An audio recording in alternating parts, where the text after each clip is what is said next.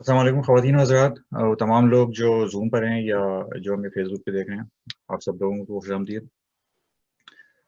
ہماری آج کی تقریب جس کا عنوان ہے ہائیکو ایک تعارف۔ ہماری آج کی محفل جس میں ہماری مہمان خصوصی ہیں محترمہ شاہدہ حسن صاحبہ، معروف شاعرہ، اور اوٹوا سے ہمارے ساتھ شریک ہیں۔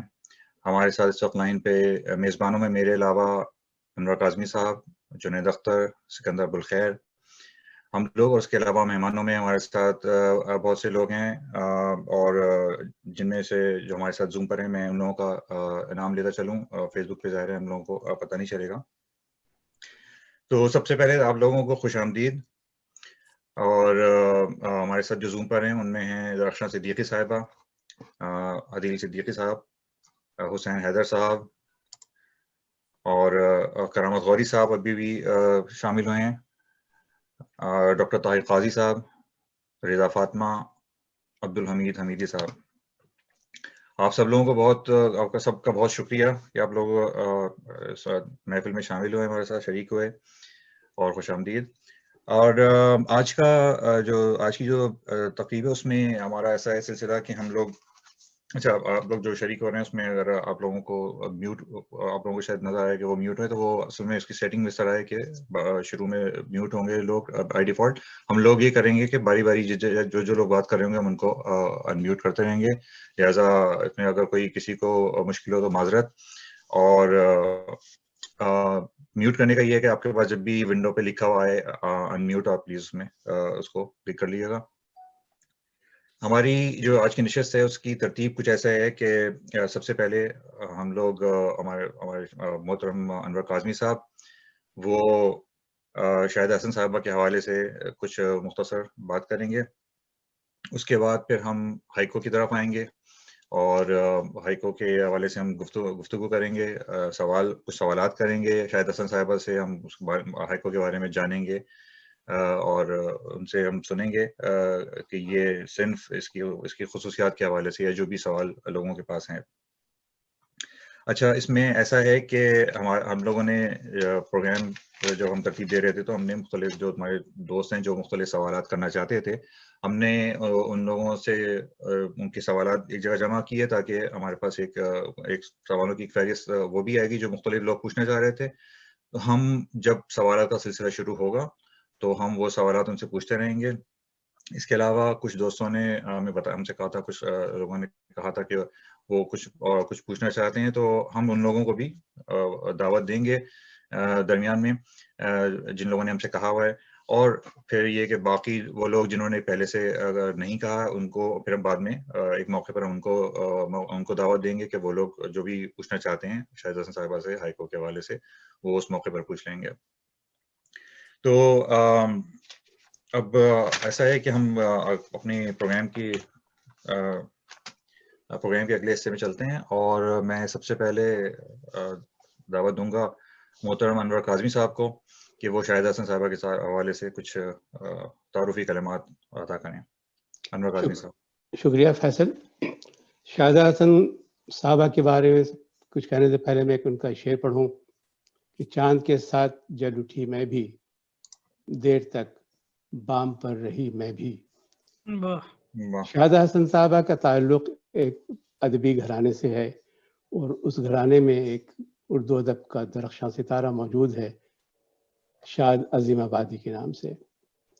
شاہدہ حسن صاحبہ اردو ادب کی معروف شخصیت ہیں۔ آپ غزل اور نظم دونوں اصناف پر یکساں قدرت رکھتی ہیں۔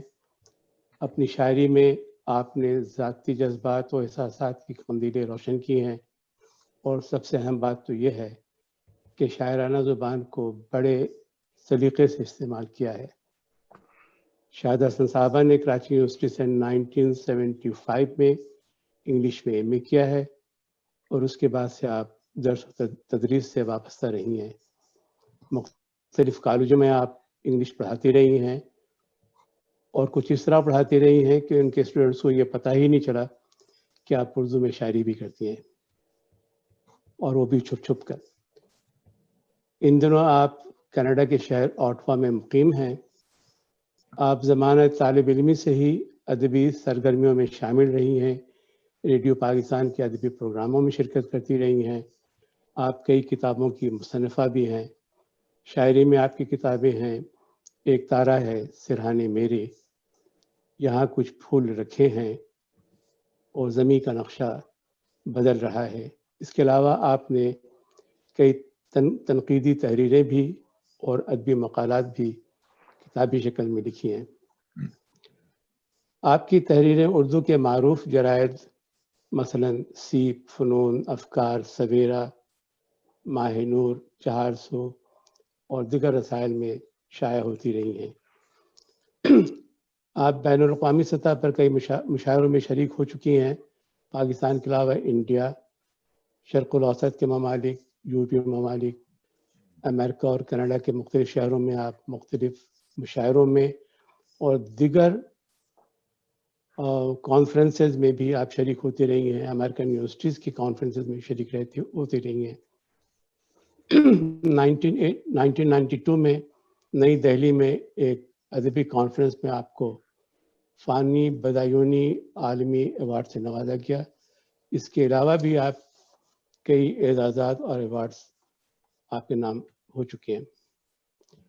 اردو ادب کے کئی اکابرین نے آپ کی خدمات کو بہت سراہا ہے. ان میں ڈاکٹر شان الحق حقی صاحب, احمد حمدانی, ڈاکٹر پیرزادہ قاسم, ڈاکٹر اسلم فرقی, جمیل الدین عالی, صاحبہ لکھنوی, تسلیم درانی, ضمیر جعفری صاحب اور بہت سارے شامل ہیں. احمد ندیم قاسمی صاحب نے تو یہاں تک کہا کہ اس دور میں اگر 10 اردو کی بڑی شاعرہ کو شمار کیا جائے تو شاہدہ حسن اس میں شامل ہوں گی. اردو ہائیکو نگاری میں آپ پچھلی 4 دہائیوں سے دلچسپی لیتی رہی ہیں. کراچی میں جاپانی ثقافتی مرکز کے زیر اہتمام ہونے والے ہائیکو کے مشاعروں میں تقریباً 2 درجن سے زیادہ مشاعروں میں آپ نے شرکت کی ہے.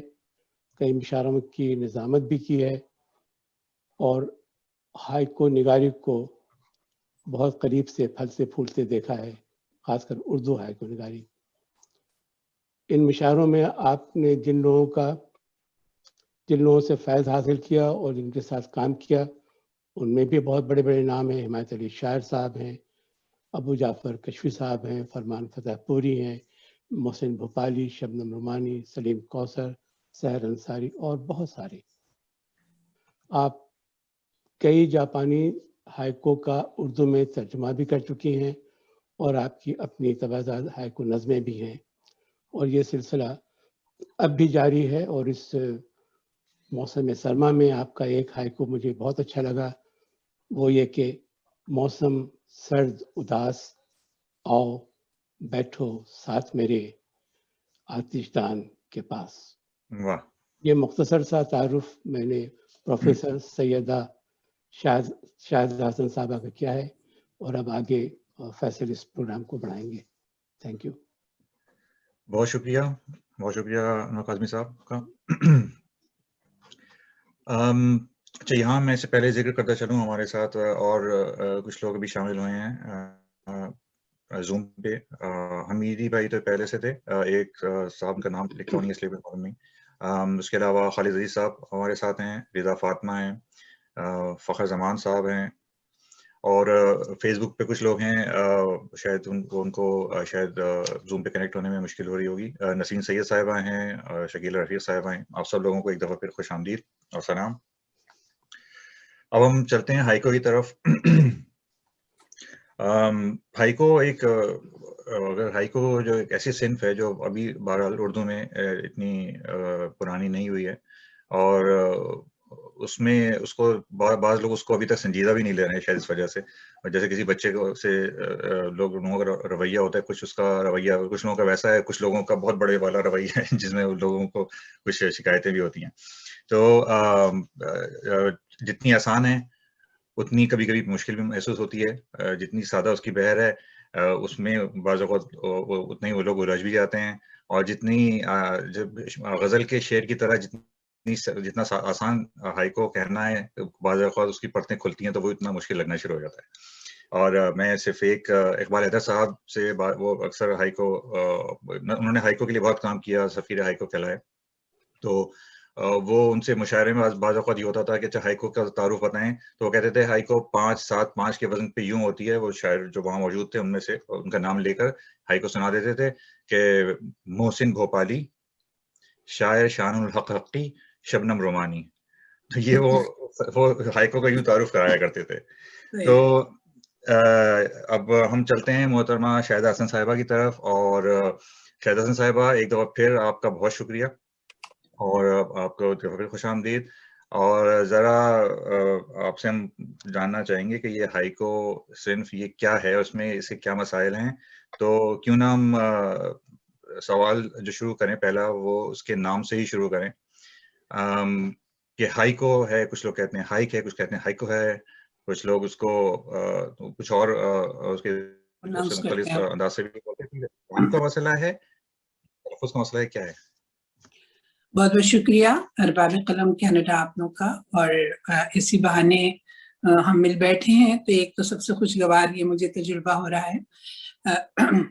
اور جہاں تک ہائیکو کا تعلق ہے، بیسیکلی یہ ایک جاپنیز آرٹ فارم ہے. اور چونکہ جاپانی بہت آرٹسٹک ایک مزاج رکھتے ہیں اور ان کا فطرت سے اور مظاہر فطرت سے بہت ہی گہرا تعلق ہوتا ہے. تو آپ نے اس کے نام کے حوالے سے مجھ سے پوچھا ہے. دراصل جب بھی کوئی کہیں باہر سے کوئی صنف ہماری طرف آتی ہے تو وہ اپنے پورے پس منظر کے ساتھ آتی ہے. اور جیسے غزل آئی، جیسے کہیں سے بھی قصیدہ آیا یا عربی میں جیسے قصیدہ آیا یا غزل آئی، تو یہ جہاں سے بھی آئی، مغرب سے پھر ہماری آزاد نظمیں آئیں، کوئی فری ورسز آئیں، تو جب وہ آتی ہیں تو ان کے پس منظر میں پورا ادب کا سرمایہ پہلے سے موجود ہوتا ہے. اسی طرح جب ہم ہائیک اس کا ویسے پروننسیشن تو ہائیکو کیا جاتا ہے.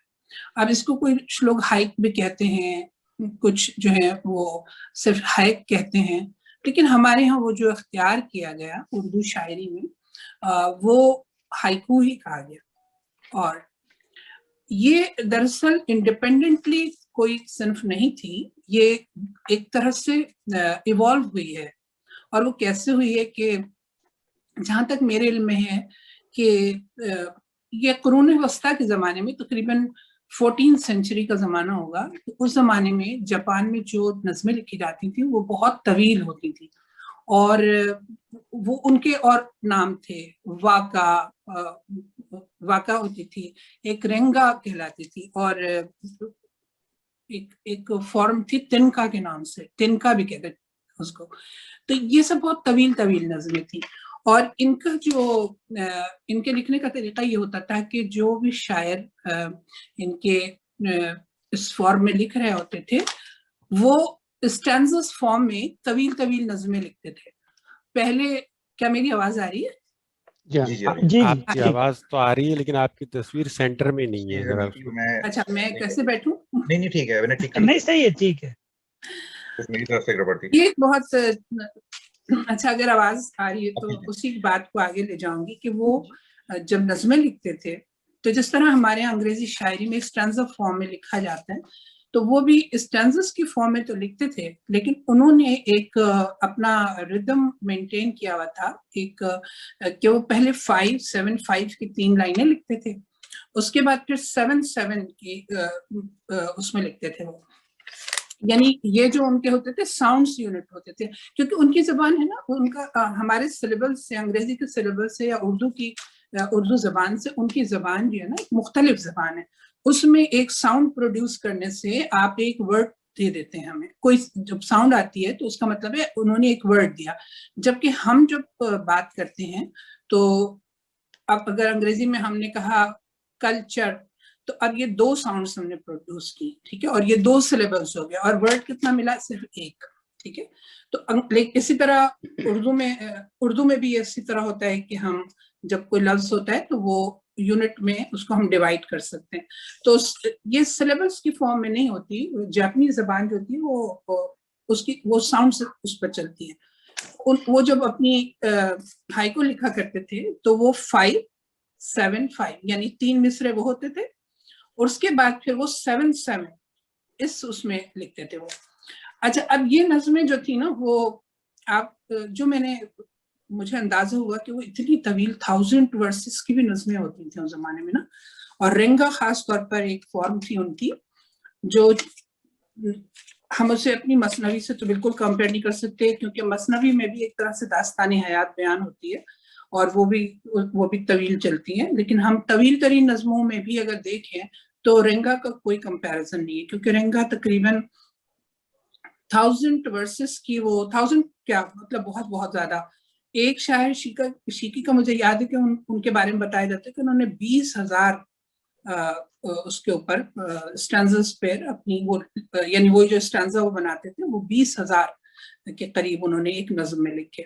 تو یہ اس طرح کی طویل ترین نظموں کا ایک رواج تھا. لیکن جب یہ نظم شروع ہوتی تھی تو جو اس کی اسٹارٹنگ لائن تھی نا، جس کو میں نے آپ کو بتایا کہ وہ 5-7-5 کے سلیبل پہ چلتی تھی، اسے بعد میں جا کے جو ہے وہ وہی ہائیکو بن کے آئی، یعنی اس کو بحیثیت ہائیکو کی اختیار کر لیا گیا شاعری میں. اور اس کو پہلے حکو بھی کہا جاتا تھا، یعنی یہ جو اسٹارٹنگ لائن ہوتی تھی جس سے کہ پوری طویل نظم کی کوئی ٹون سیٹ ہوتی تھی. جب شاعر کچھ کہنا چاہتا تھا جس کو اس نے امیج بنایا اور اپنا ایک جو وہ کہنا چاہ رہا ہے اس کو وہ یہی 5-7-5 کی لائنوں کے اندر سیٹ کر دیتا تھا اس آئیڈیا کو. اب باقی جو وہ لکھتا تھا وہ اسی ٹون پر پھر وہ پوری نظم چلتی تھی. تو بعد میں ان کے جو ہائیکو کے جو بعد میں اسٹوڈنٹس آئے تو انہوں نے اس کو اپنے ایک ماسٹر کی باشو کی وہ چھوٹی چھوٹی جو اسٹارٹنگ لائنز تھیں ان کو انہوں نے اکٹھا کر لیا اور ان کو انہوں نے ہائیکو کے نام سے انٹروڈیوس کرایا. تو پھر اس کے بعد سے پھر یہ صنف انٹروڈیوس ہو گئی کہ اب 5-7-5 سلیبلز میں ہائیکو لکھی جانے لگی. تو یہاں سے اس کا نام چلا. یہ پہلے حکو بھی کہلاتی تھی. اور مگر ہم تک پہنچتے تو یہ اب پہنچی ہے نا، مطلب گزشتہ میرا خیال ہے پہلی دفعہ میں نے تو 83 میں جو ان کی جاپنیز کونسلیٹ کا ہائیکو مشاعرہ اٹینڈ کیا تھا تو ہمارے پاس وہ کافی تاخیر سے آئی. لیکن ہمارے جو اساتذہ تھے نا یونیورسٹی کے، جیسے ابوالخیر کشفی صاحب تھے اور ایک پروفیسر محمد امین صاحب بھی تھے، وہ تو ملتان میں ہوتے تھے، اور بھی کئی نام ہیں. ہمارے رئیس علوی صاحب ہیں، ان کا بہت کام ہے جاپنیز شاعری کے حوالے سے. تو بعد میں جب ہمارے بہت سارے پروفیسرز جاپانی یونیورسٹی میں پڑھانے جانے لگے تو جب وہ واپس آتے تھے تو وہاں سے وہ ہائیکو کا تحفہ لے کر آتے تھے اور انہوں نے اس صنف کو یہاں پر بھی انٹروڈیوس کرایا اور انہوں نے بتایا کہ ایک جاپان کی ایک ایسی صنف ہے جو اس طرح لکھی جاتی. تو پھر جاپنیز کونسلیٹ نے مشاعرے کرانے شروع کیے. ان کا مقصد تو ظاہر ہے اپنے کلچر اپنی ثقافت کو پروڈیوس کرنا تھا، پروموٹ کرنا تھا. لیکن پھر وہ پاپولر ہوتی گئی اردو ہائیکو اور ہم سبھی لوگوں نے لکھی ہے، اسے لکھتے رہے ہیں اور انجوائے کیا ہے لکھتے ہوئے. جی بہت شکریہ. تو ہائیکو کا ایک مختصر تعریف اور تھوڑا ایک خاکہ آپ لوگوں کے ذہنوں میں بن گیا ہوگا. ہم لوگ آتے ہیں دوسرے سوالات کی طرف اور میں ایک دفعہ پھر یاد دلاتا چلوں جو لوگ بعد میں شامل ہوئے ہیں ان کو کہ ہم نے کیا یہ تھا کہ ہم نے کچھ جو لوگ ہمارے مختلف سوالات کرنا چاہ رہے تھے ان کو ہم نے ایک جگہ کیا تھا. تو ہم ان میں سے بھی جو ہماری جو میزبانوں میں جو لوگ ہیں وہ لوگ ان سوالات بھی پوچھتے رہیں گے. اس کے علاوہ ہمارے بعض دوستوں نے ہم سے کہا تھا کہ وہ کچھ پوچھنا چاہتے ہیں تو ہم بیچ بیچ میں ان کو بھی انمیوٹ کر کے اور ان سے بھی سوال لیتے رہیں گے. اور اگر آپ میں سے کوئی سوال کرنا چاہے تو وہ جو چیٹ ونڈو ہے اس چیٹ ونڈو میں آپ بتا دیں تو ہم پھر آپ کو بھی اس میں لے لیں گے، سوالات آپ سے بھی لے لیں گے. اسی طرح یہ ہے کہ ہو سکتا ہے کہ جو سوالات ہم نے تیار کیے ہیں یا جو پوچھے جائیں گے ممکن ہے آپ کو ان میں خود جوابات بھی مل جائیں. تو ہم آخر میں دوبارہ جو اپنے سامعین ہیں جو حاضرین ہیں ان سب کو موقع دیں گے پھر کہ اگر وہ ان کے پاس مزید کوئی ایسی چیز ہے جو پوچھنا چاہتے ہیں تو وہ اس موقع پر پوچھ سکیں گے. اب لہٰذا سوال کرنے کا یہی ہوگا کہ جس سے سوال جو بھی سوال کر رہا ہوگا میں دعوت دوں گا تو آپ اس وقت اپنا مائک انمیوٹ کر کے اور سوال کر لیجیے گا. اور میرے لیے اور میرے دوستوں کے لیے ایک یاد دہانی یہی ہے کہ ہم کوشش ہی کریں گے کہ جو سوال کریں ہم اس کو مختصر کریں، جامع کریں اور زیادہ سے زیادہ موقع ملے مہمان خصوصی کو جواب دینے کا. ताकि हम उनसे सीख सकें। तो चलते हैं हम अगले सवाल की तरफ। सिकंदर भाई, आपके पास सवाल था? एक सवाल तो ये आता है कि हाइको में जो है, जापानीज हाइको खुसूसन, उसमें मौज़ूआत जो हैं वो सिर्फ नेचर से मुताल्लिक़ हैं और नेचर की खूबसूरती से मुताल्लिक़ हैं। तो क्या इसमें ये पाबंदी है कि यही मौज़ूआत हो सकते हैं या दूसरे मौज़ूआत भी इसका हिस्सा हो सकते हैं? अच्छा, ये मैं आपको इसका जवाब बताती हूँ, क्योंकि बेसिकली, ठीक है, मुझे जवाब देना है ना? जी जी जी बिल्कुल। तो ये सिलसिला है कि ये हकीकत है कि जापान का जो मिजाज है ना, उनका जो कौमी मिजाज भी है और उनकी जो नफ्सियाती कैफियतें भी हैं, वो हम इस खित्ते के जो रहने वाले हैं बड़े सगीर के, और हमारे चूंकि हमारा मिजाज उनके मिजाज से बहुत ज्यादा फर्क है। मसलन मैं आपको एक मिसाल बताऊं कि जैसे हम तो कमरे के अंदर बैठकर भी शायरी कर लेते हैं, क्योंकि हमें अपने महसूसात से और अपने अंदर की दुनिया, अपने बातिन की दुनिया से ज्यादा मुकालमा करना होता है, तो हम गजल लिखते हैं और हम नज़में लिखते हैं और इस तरह। लेकिन ये जो जापानी लोग हैं ना, ये नेचर के और कुदरत के और फितरत के बहुत दिलदादा हैं, और इनकी स्पिरिचुअल कनेक्शन जो है, इनकी जो एक रूहानी हालत है, वो उसी वक्त जो है वो अपलिफ्ट होती है जब ये बाहर निकलते हैं और ये बाहर जो है मुशाहिदा करते हैं हर तरफ जो कुछ क्रिएट हुआ है, यानी कि जो नेचर ने जो दुनिया आपको दी है बनाकर, और इसीलिए ये रुतों पर, मौसमों पर, मज़ाहिर फितरत पर, चांद पर, इवन तालाब पर, बर्फ पर, पत्तों पर, पेड़ पर, मतलब इस तरह के इनके मौज़ूआत होते हैं। यहाँ तक कि ये हशरातुल अर्ज़ के ऊपर भी शायरी करते हैं, यानी कि ये किसी चीज पर भी शायरी कर सकते हैं। यानी तो बात ये सिर्फ होती है कि वो क्या कहना चाहते हैं आपसे, हाइको का मकसद क्या है। ये इंटायरली डिफरेंट है गजल के मिजाज से, और गजल लिखने वाले के लिए ये बहुत एक दिलचस्प तजुर्बा होता है कि वो जो है वो हाइको लिखने वालों की उस मौजू को उस तरह बरते जो असल में हाइको लिखी जाती है। तो हमारे लोगों ने उसको अपने अंदाज में तो लिखा है, लेकिन देखिए ओरिजिनली बात है कि हाइको में सिर्फ यही नहीं होता कि 5-7-5 सिलेबल्स का वो आपको 5-5-7-5 को मेंटेन करना होता है, बल्कि उसका असल चीज जो है हाइको की, वो उसका मौजू है। यानी आप किस चीज को सामने लेकर आ रहे हैं। तो अब वो करते ये थे कि वो नेचर से, यानी 4 मौसम हमारे जो होते हैं उनमें से कोई ना कोई एक, किसी ना किसी एक मौसम का कोई वर्ड, सीजन वर्ड वो चूज करते थे, ताकि वो उस सीजन वर्ड के हवाले से ही वो अपनी हाइको लिखते थे। तो फिर वो जो मुशाहिदा करते थे उस सीजन का, मसलन गर्मी है या खजा है या बहार है या सर्दी है, तो वो एक तो सीजन वर्ड लेते थे, है ना, और उस सीजन वर्ड के ऊपर वो अपने उसको वो मेन टोन बनाते थे अपनी हाइको की। ये मतलब जापानी हाइको का एक वो है, एक खूबी है। दूसरी बात ये है कि वो उसमें जो है एक अनसेड बात छोड़ देते थे, यानी हर बात वो आपको बताते नहीं थे, वो सिर्फ एक इमेज क्रिएट करते थे, कॉन्क्रीट इमेज। अच्छा, वो इमेज जैसे ही सामने आता था वैसे हर इंसान जो उस इमेज को देख रहा है उसके जहन में एक पूरी तस्वीर बन जाती थी। हाइको की मतलब क्वालिटी यही बताई गई कि आप एक ऐसा इमेज क्रिएट कर दें, इतनी पावर से इमेज क्रिएट करें कि वो पूरा मंजर जो है वो इंसान की नजर में आ जाए, और फिर उसको फिर आप आखिर में उसका कोई रिजल्ट दिए बगैर, कुछ कहे बगैर कि आप उससे क्या कहना चाहते हैं, आप उसको ह्यूमन माइंड के हवाले कर दें, ताकि वो उस तख्लीकियत से जुड़ जाए जो उस इमेज के हवाले से उसके जहन में आ रही है।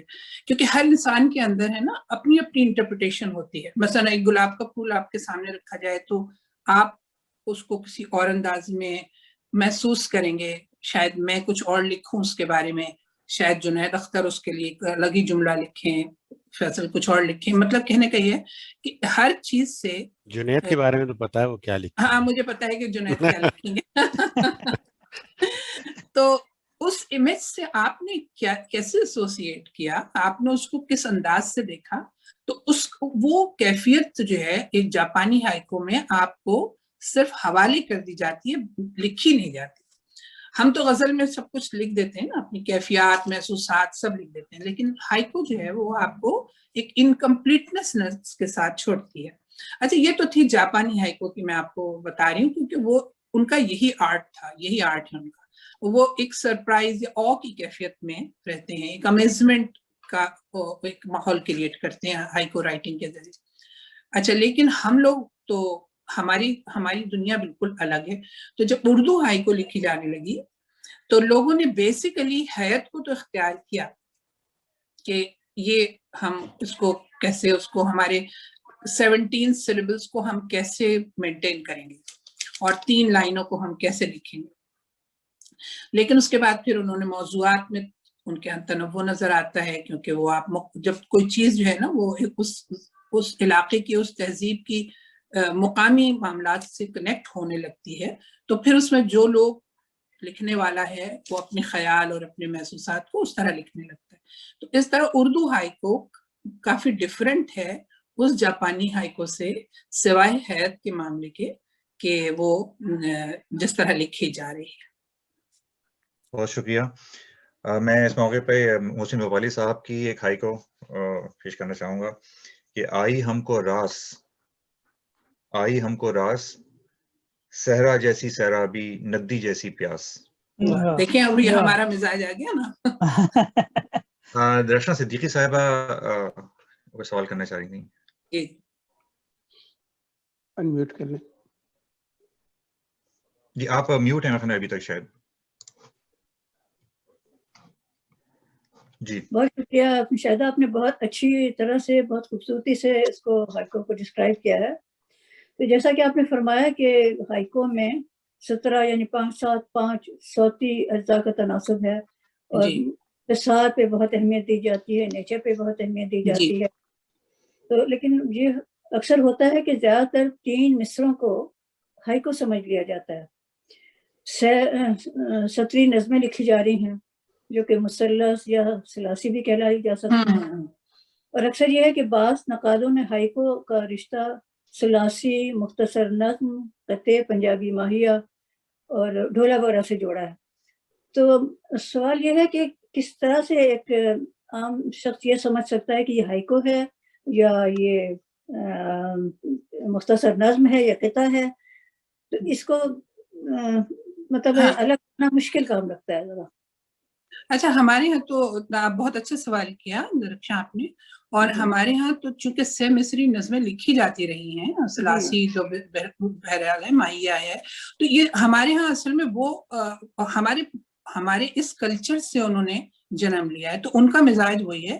لیکن جیسے ثلاثی ہے تو اس میں تینوں مصرے جو ہیں وہ ایک یکساں ہوتے ہیں, ان میں 5-7-5 کی یعنی 17 سلیبلز کی کوئی پابندی نہیں ہے, لیکن ان کے تینوں مصرے جو ہیں ہم قافیہ ہوتے ہیں, اور وہ تینوں مصرے مطلب ایک ہی اس میں ہوتے ہیں, ایک ہی بحر میں ہوتے ہیں, ہے نا. تو یہ ہمارے پاس پہلے سے وہ چیزیں موجود تھیں جو کہ ہمارے مقامی کلچر سے آئی ہیں, کچھ ہمارے سندھ کے کلچر سے, کچھ پنجاب سے آئی ہیں, کوئی مطلب اس طرح سے. یہ جب یہ آئی, یہ ہمارے یہاں بہت ساری چیزیں جو ہے نا درخشن, جیسے کہ میں اس کو انالائز کروں, میں ویسے فارم کے بارے میں اتنی, حیات کے بارے میں بہت سرگردہ نہیں ہوتی, کیونکہ میرے مزاج کو غزل راس آ گئی ہے اور غزل اور نظم. تو میں جب لکھنے لگتی ہوں نا تو میری خود بخود ہی جو میرا ایک تخلیقی اظہار ہوتا ہے وہ یا تو فری ورڈز میں ہوتا ہے, یا مطلب معرہ نظموں میں ہوتا ہے, یا پھر اس میں غزل. تو میں نے جو یہ لکھی ہے شوقیہ صرف لکھی تھی, اور چونکہ ایک ماحول بن گیا تھا اور ایک باہر کے کلچر کی ایک چیز آئی ہوئی تھی, تو ہمیں انوائٹ کیا گیا تھا, جو جاپنیز کونسولیٹ نے جو پروگرام کیے تو ہمیں انوائٹ کیا گیا. تو آپ دیکھیے کہ اس میں ہمارے تمام سینئر شعراء نے لکھا, لیکن بصد احترام کہ وہ جو سب لوگوں نے شروع کے مشاعرے میں پہلا بلکہ مشاعرہ جب پڑھا گیا تو اس میں ہمارے پاس تابر صاحب بھی تھے، راغب مراد آبادی صاحب بھی تھے، سرشار صاحب بھی تھے، محسن بھائی بھی تھے، محسن صاحب تھے، حمایت بھائی، یہ سب سینئر شعراء آلریڈی موجود تھے، سحر انصاری صاحب تھے، شبنم رومانی صاحب، بہت ہمارے سینئرز تھے، سب نے لکھی تھی۔ صرف محسن بھوپالی صاحب کی جو ہائی کورٹ تھی نا وہ 575 کے اوپر درست تھی، باقی جیسے حمایت بھائی نے پڑھی تھی انہوں نے اپنی سلاسی کو ہی ہائی کو کہہ کے پڑھا تھا، کیونکہ اس وقت تک جب یہ چیز انٹروڈیوس ہوئی تھی اس وقت کلیئرٹی نہیں تھی کہ اصل میں یہ ہے کیا، سب لوگ صرف یہ سمجھ رہے تھے کہ تین مصرے لکھنے ہیں بس۔ اب ہر ایک کی جو عادت بنی ہوئی تھی، کسی کی ماہیہ کی عادت تھی، کسی کی اس کی سلاسی کی عادت تھی، تو اب کہنے کا مقصد یہ ہے کہ جب تک کہ وہ صنف جو انٹروڈیوس کرائی جا رہی ہے اس سے آپ پوری طرح ہم آہنگ نہ ہوں، اس کی تمام لوازمات کو، اصول و قواعد کو آپ سمجھے نہیں، آپ اس میں داخل نہیں ہو سکتے، اس کو اس میں لکھ نہیں سکتے۔ تو ہم لوگوں نے اس لیے جب دوسرا مشاعرہ انہوں نے کیا تھا تو انہوں نے ہمیں باقاعدہ خط لکھا تھا اور انہوں نے کہا تھا کہ ہم آپ کو مطلب یہ ریکوائرمنٹس ہیں جس میں جو لکھے وہ آئے اور جو نہ لکھ سکے وہ شریک نہ ہو۔ تو اس میں انہوں نے ہمیں دیکھیں 4 ماسٹرز، ہائیکو ماسٹرز ہیں اصل میں، باشو ہیں جو کہ تقریباً مڈ 16 to 17 سینچری کا زمانہ ان کا ہے باشو کا، تو وہ سب سے بہت ہی ان کے جو شیکسپیئر کہلاتے ہیں یہ ہائیکو کے، ٹھیک ہے، انہوں نے بہت ساری ہائیکوز لکھی، تو ہمیں دے دیے جاتے تھے ان کے ٹرانسلیشن کرنے کو تاکہ ہماری ایک صنف سے انٹروڈکشن ہو پراپرلی۔ تو ہم لوگوں میں سے تو کچھ لوگ جو تھے وہ 575 میں ہی ٹرانسلیشن بھی کرتے تھے، میں کوشش کرتی تھی کہ میں 575 سلیبس میں ہی ٹرانسلیشن بھی کروں، لیکن بعض دفعہ ٹرانسلیشن میں آپ اتنا التزام رکھ نہیں سکتے۔ تو بہرحال تو کہنے کا مقصد یہ تھا کہ یہ اس لیے فرق ہے کہ ہائیکو میں اور دوسری اصناف میں یہ فرق ہے کہ ہائیکو کا میں نے آپ سے کہا نا کہ اس کا موضوع بھی طے ہے اور اس کا جو پیمانہ ہے وہ بھی طے ہے، جو کہ دوسری اصناف میں نہیں ہے، اور وہ ظاہر ہے کہ جاپانی زبان اور اس کے کلچر کی وجہ سے ہی آیا ہے کہ وہ محسوسات پہ شاعری نہیں کرتے، ان کا کوئی آپ کو جس طرح ہمارے یہاں ہے نا کہ ہم مختلف کیفیتوں کو لے کے شعر لکھتے ہیں، تو ان کے ہاں یہ نہیں ہے، وہ مناظر قدرت پر لکھتے ہیں، اور ان کا مقصد پتہ ہے کیا، جو مجھے سمجھ میں آتا ہے کہ ہم سب کے اندر سے نا آبزرویشن کی صلاحیتیں جو ہے نا کم ہو گئی ہیں، مطلب ہمارے ارد گرد بہت بڑی کائنات ہے اور اس میں بہت کچھ ہے موجود، لیکن چونکہ ہم سب لوگ اپنے اندر کی دنیا میں زیادہ مگن رہتے ہیں تو ہمارے ارد گرد جو دنیا ہے اسے نہ تو ہم ٹھیک سے دیکھتے ہیں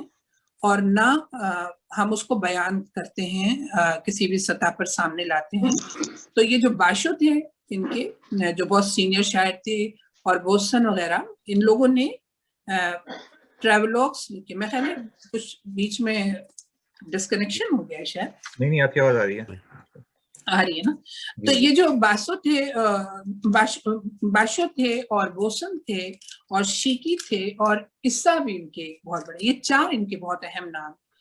ان لوگوں نے نا مختلف اپنے اپنے زمانوں میں اپنے اپنے عہد میں بہت ہی عمدہ ہائیکوز لکھی، اور باشو کے بارے میں تو یہ مشہور ہے کہ وہ مطلب وہ اپنی جو ٹریول ڈائری تھی، کیونکہ وہ دنیا بھر کی سیاحت کو نکلے ہوئے آدمی تھے، وہ جہاں گرد تھے وہ دنیا بھر میں گھومتے پھرتے رہتے تھے، اور جہاں ان کو کوئی بھی حسن فطرت نظر آتا تھا جس میں وہ مگن ہو جاتے تھے، اور جب انسان دنیا کی سفر پہ نکلا ہوا ہو تو پھر کائنات میں اس کے مشاہدے کرنے کے لیے بے شمار چیزیں ہوتی، تو وہ ان سب چیزوں کو اپنا موضوع بناتے تھے، تو انہوں نے تو بہت زیادہ ہائیکوز لکھی ہیں۔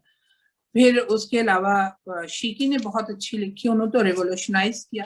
پھر ایک تھے بوسن جو تھے وہ پینٹر بھی تھے اور کیلیگرافی بھی کرتے تھے، تو انہوں نے اپنی ہائیکوز میں کیلیگرافی اور اپنی پینٹنگ کا جو امپیکٹ ہے وہ استعمال کیا اور بہت زیادہ ہائیکو لکھی، تو وہ بھی ہائیکو ماسٹرز کے طور پر پہچانے جاتے ہیں۔ تو یہ وہ لوگ ہیں جن کے ہم ٹرانسلیشن کرتے تھے، اور اس کی وجہ سے ہمیں جاپنیز شاعری سے ایک انسیت محسوس ہونے لگی، اور شاید فیصل کو یاد ہوگا کہ میں نے کینیڈا میں کسی ایسے ہی کسی موسم میں برف باری کے زمانے میں فیصل سے ایک دفعہ ملاقات ہوئی تو میں نے کہا کہ فیصل تم ہائیکو لکھا کرو، دیکھو کتنا کتنی خوبصورت دنیا بنائی ہے اللہ نے، اور یہاں چیزوں کو بہت قریب سے دیکھنے کا موقع ملتا ہے. تو چونکہ ہائیکو کا موضوع یہی ہے تو میرا خیال ہے کہ کینیڈا والے زیادہ اچھے ہائیکو لکھ سکتے ہیں. بہت شکریہ. آپ نے اس میں ایک اور سوال سوچا تھا ہم نے، وہ آپ نے اس کا جواب بھی دے دیا، بہت اچھا. بہت شکریہ. جی بالکل یہی میں اصل میں یہ پوچھنا چاہ رہا تھا کہ آپ نے ایک دفعہ ذکر کیا تھا کہ کینیڈا کے موسم میں ہائیکو زیادہ شاید مناسبت رکھتی ہے، تو وہ آپ نے اس کا ذکر کر دیا. میں یہاں پر خوش آمدید کرتا چلوں رفیع مصطفیٰ صاحب اور کامران خان صاحب اور آصف جامی بھائی، وہ لوگ بھی شامل ہیں ہمارے ساتھ. اور میں جنید اختر کے پاس اگر سوال کرنا چاہ رہے تھے. جنید جی، وہ پارشلی جواب تو دے دیا ہے شاہد آباد جی نے اپنی گفتگو میں، لیکن پھر بھی یہ کہ تھوڑا سا آپ نے یہ بات کی تھی کہ منظر کشی کے لیے ہائیکو استعمال ہوتی تھی. میرا سوال یہ ہے کہ مطلب ہم جب کوئی بھی چیز، کوئی تخلیق کرنا چاہتا ہے، خاص طور پہ کتاب لکھنا یہ اس طرح کا، تو کوشش یہ ہونی چاہیے اور ہوتی ہے صحیح لکھنے والوں کی کہ ان موضوعات پہ لکھا جائے یا کور کیے جائیں جن میں کچھ تشنگی رہ گئی ہو یا لکھا نہ گیا ہو. تو میرا سوال یہ کہ آخر اردو میں ایسی مطلب اردو شاعری کی اصناف میں ایسی کیا کمی ہے کہ جو ہم یہ منظر کشی ان میں نہیں بیان کر سکتے؟ ہمارے یہاں تو مطلب ایک نظم لکھی گئی ہے، پوری منظر کشی پہ لوگوں نے لکھی ہے. اور بالکل کے مرثیے موجود ہیں، نذیر اکبر آبادی کی پوری شاعری ہے. نہیں، میں آپ سے یہ نہیں کہہ رہی کہ کسی بھی صنف کا کوئی کلیش نہیں ہوتا کسی کے ساتھ. جب بھی کوئی نئی صنف آتی ہے تو اس کا کوئی کلیش نہیں ہوتا. وہ اس ثقافت، اس کلچر میں جو چیزیں اویلیبل ہوتی ہیں وہ لوگ بے شک لکھ رہے ہوتے ہیں. اور لیکن آپ نے جب ایک چیز کو انٹروڈیوس کرایا تو وہ جہاں سے آئی ہے وہ اپنے پورے پس منظر کے ساتھ ہی آئے گی. تو ہم پر کوئی جبر نہیں ہے کہ ہم ہائیکو لکھیں، ہے نا. مثلا یہ کہ اگر آپ لکھنا چاہیں تو کیا آپ میر انیس کی طرح کی صنائی کر سکیں گے اپنی نظم میں؟ شاید نہ کر سکیں، یا ہم میں سے کوئی بھی نہیں کر سکے گا، لیکن وہ تو آلریڈی موجود ہے، صبح کا منظر. یا جس طرح ہمارے یہاں نظموں میں مسدس کی شکل میں، اور مطلب کتنوں نے لکھے. ظاہر ہے یہاں تک کہ میں تو قاسمی صاحب کے یہاں بھی گاؤں کا جب منظر دیکھتی ہوں ان کی شاعری میں بھی، ہے نا، تو آپ کسی بھی شاعر کو اٹھا لیں تو ہمارے ہاں نظموں میں تو کمال چیزیں لکھی گئی ہیں.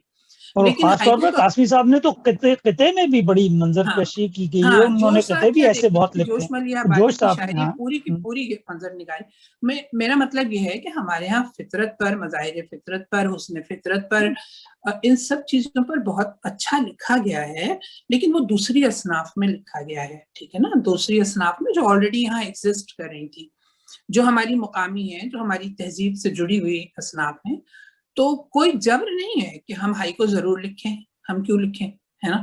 جیسے میں آپ سے بتاؤں مزے کی بات جنید، کہ میں صرف سال میں ایک مشاعرہ ہائیکو کا پڑھتی تھی، اور اس کے بعد میں ہائیکو نہیں لکھتی تھی، کیونکہ میں نے آپ سے کہا کہ میری دنیا تھی غزل و نظم کی دنیا.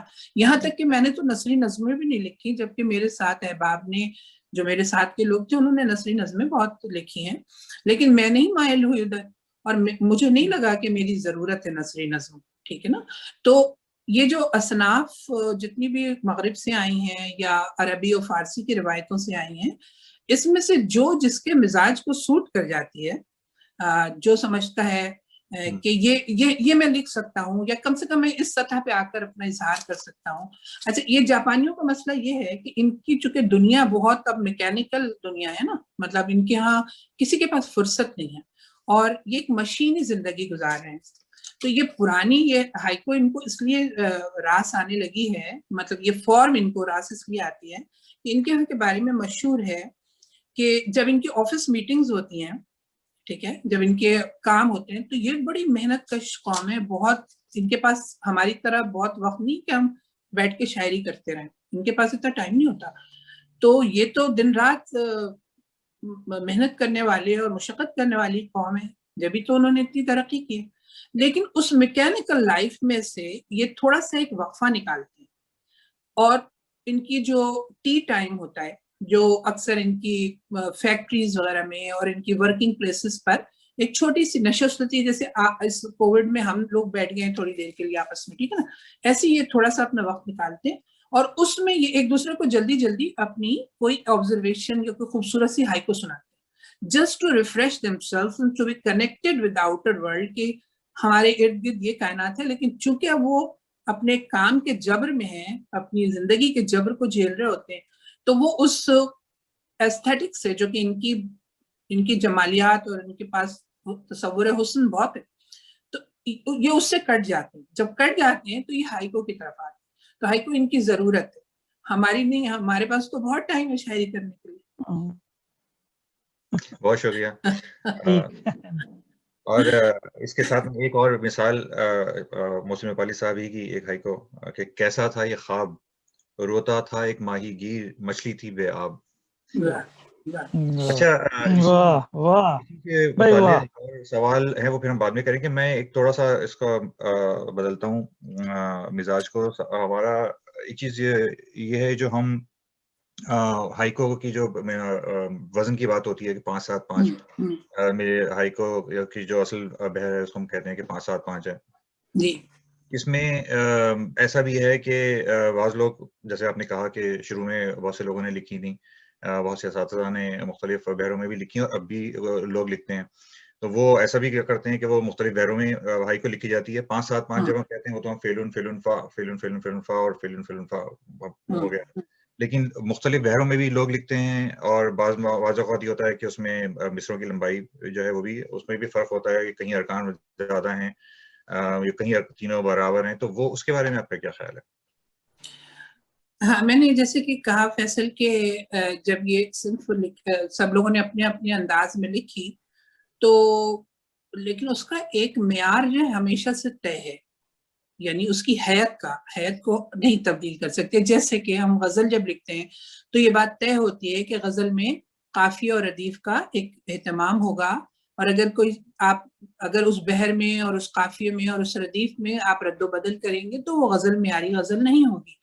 تو جو معیاری ہائیکو جرائد نے جن ہائیکو کو سلیکٹ کیا, اس میں یہ بات کا احتیاط رکھی گئی کہ جو 5-7-5 سلیبس پر پوری اتریں گی انہی کو شائع کیا جائے گا. معیاری عرب جو ہائیکو کے جرائد تھے وہ انہوں نے ان تمام ہائیکوز کو رد کیا جو اس حید کو مکمل نہیں کر رہی تھی. ٹھیک ہے, پہلی بات.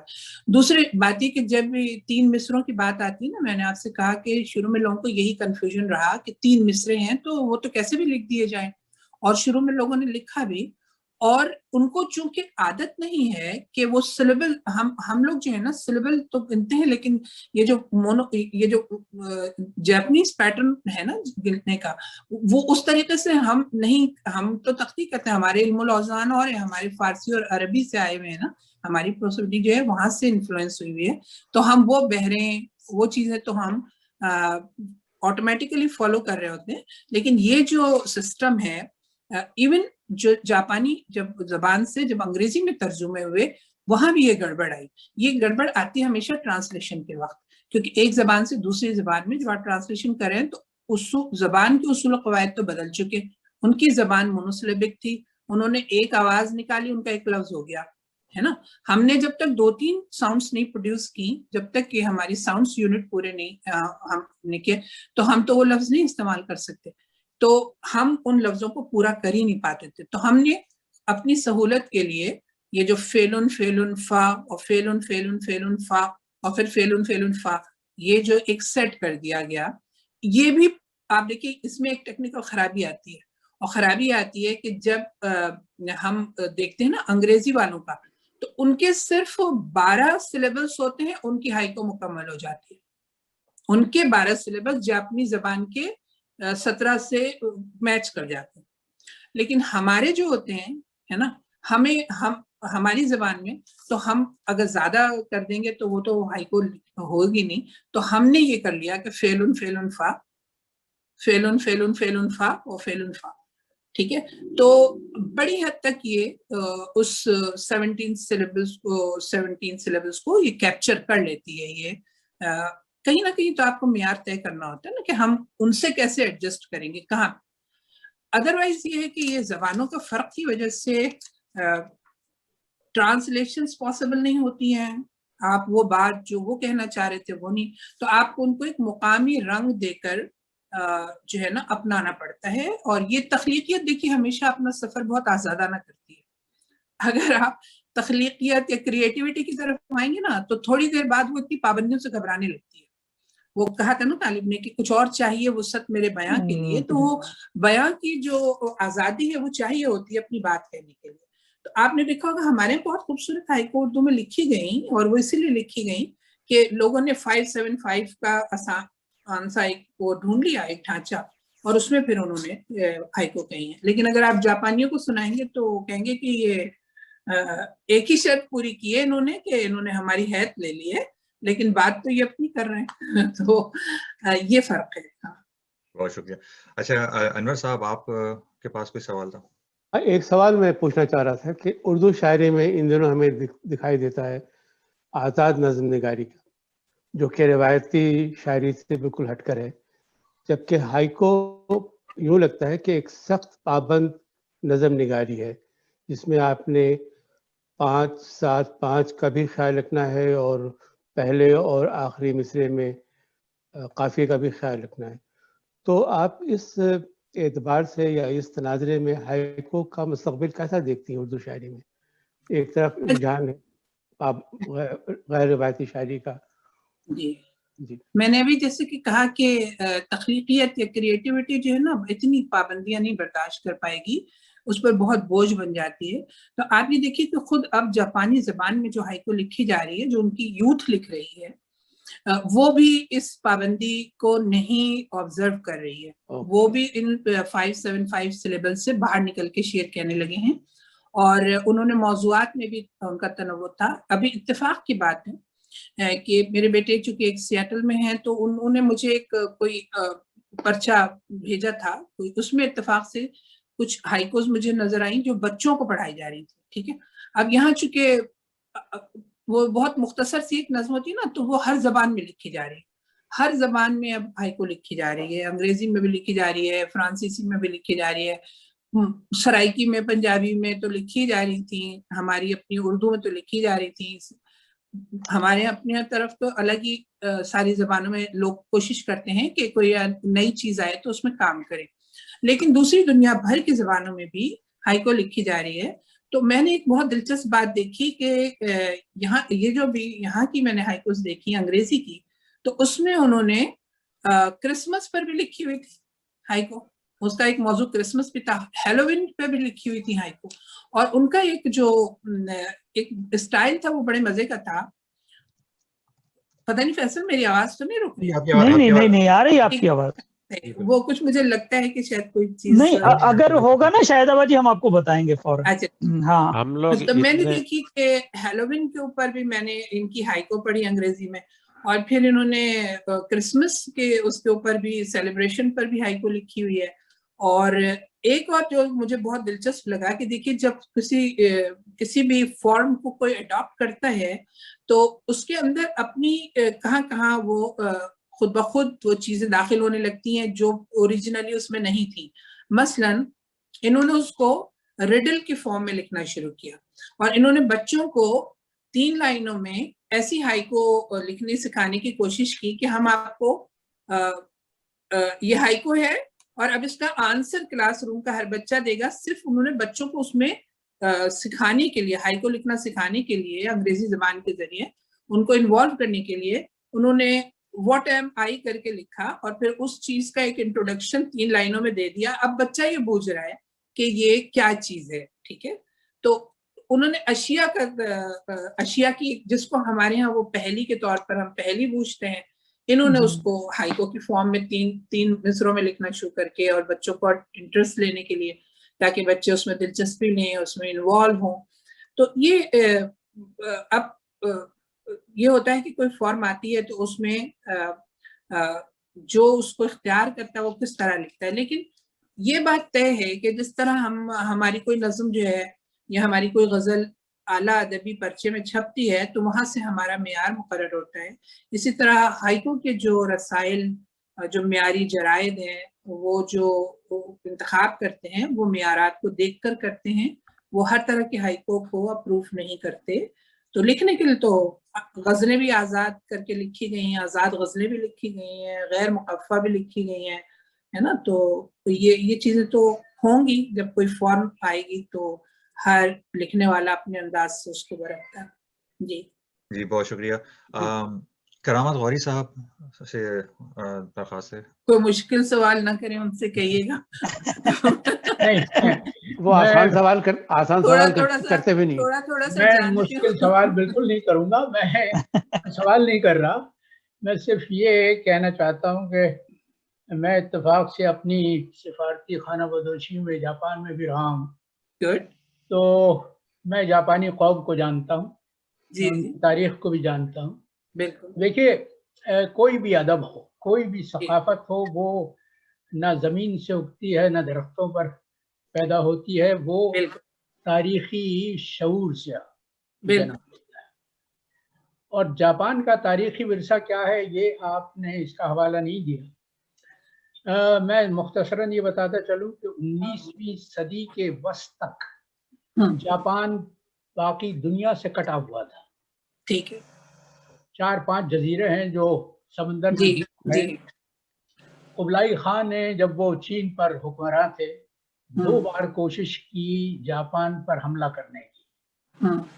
ایک بار تو جو بحری بیڑا انہوں نے تیار کیا تھا وہ بندرگاہ میں کھڑے کھڑے طوفان آیا اور تباہ ہو گیا. دوسری بار جب بیڑا روانہ ہوا تو بیچ سمندر میں طوفان آیا اور وہ پورا بیڑا ڈوب گیا. اور نجومیوں نے اور جوتشیوں نے قبلائی خان کو مشورہ دیا کہ سرکار آپ جاپان پر حملہ کرنے کی نیت ترک کر دیجئے کیونکہ یہ بدشگن ہے آپ کے حق میں. 19ویں صدی کے وسط میں 1853 میں امریکہ نے اپنے بحری بیڑے کی بنیاد پر, کیونکہ ان کے پاس طاقت تھی, ان کے پاس بھاپ سے چلنے والے جہاز تھے, انہوں نے جاپان کو مجبور کیا کہ وہ اپنی بندرگاہوں کو باہر کی دنیا کے لیے کھولے.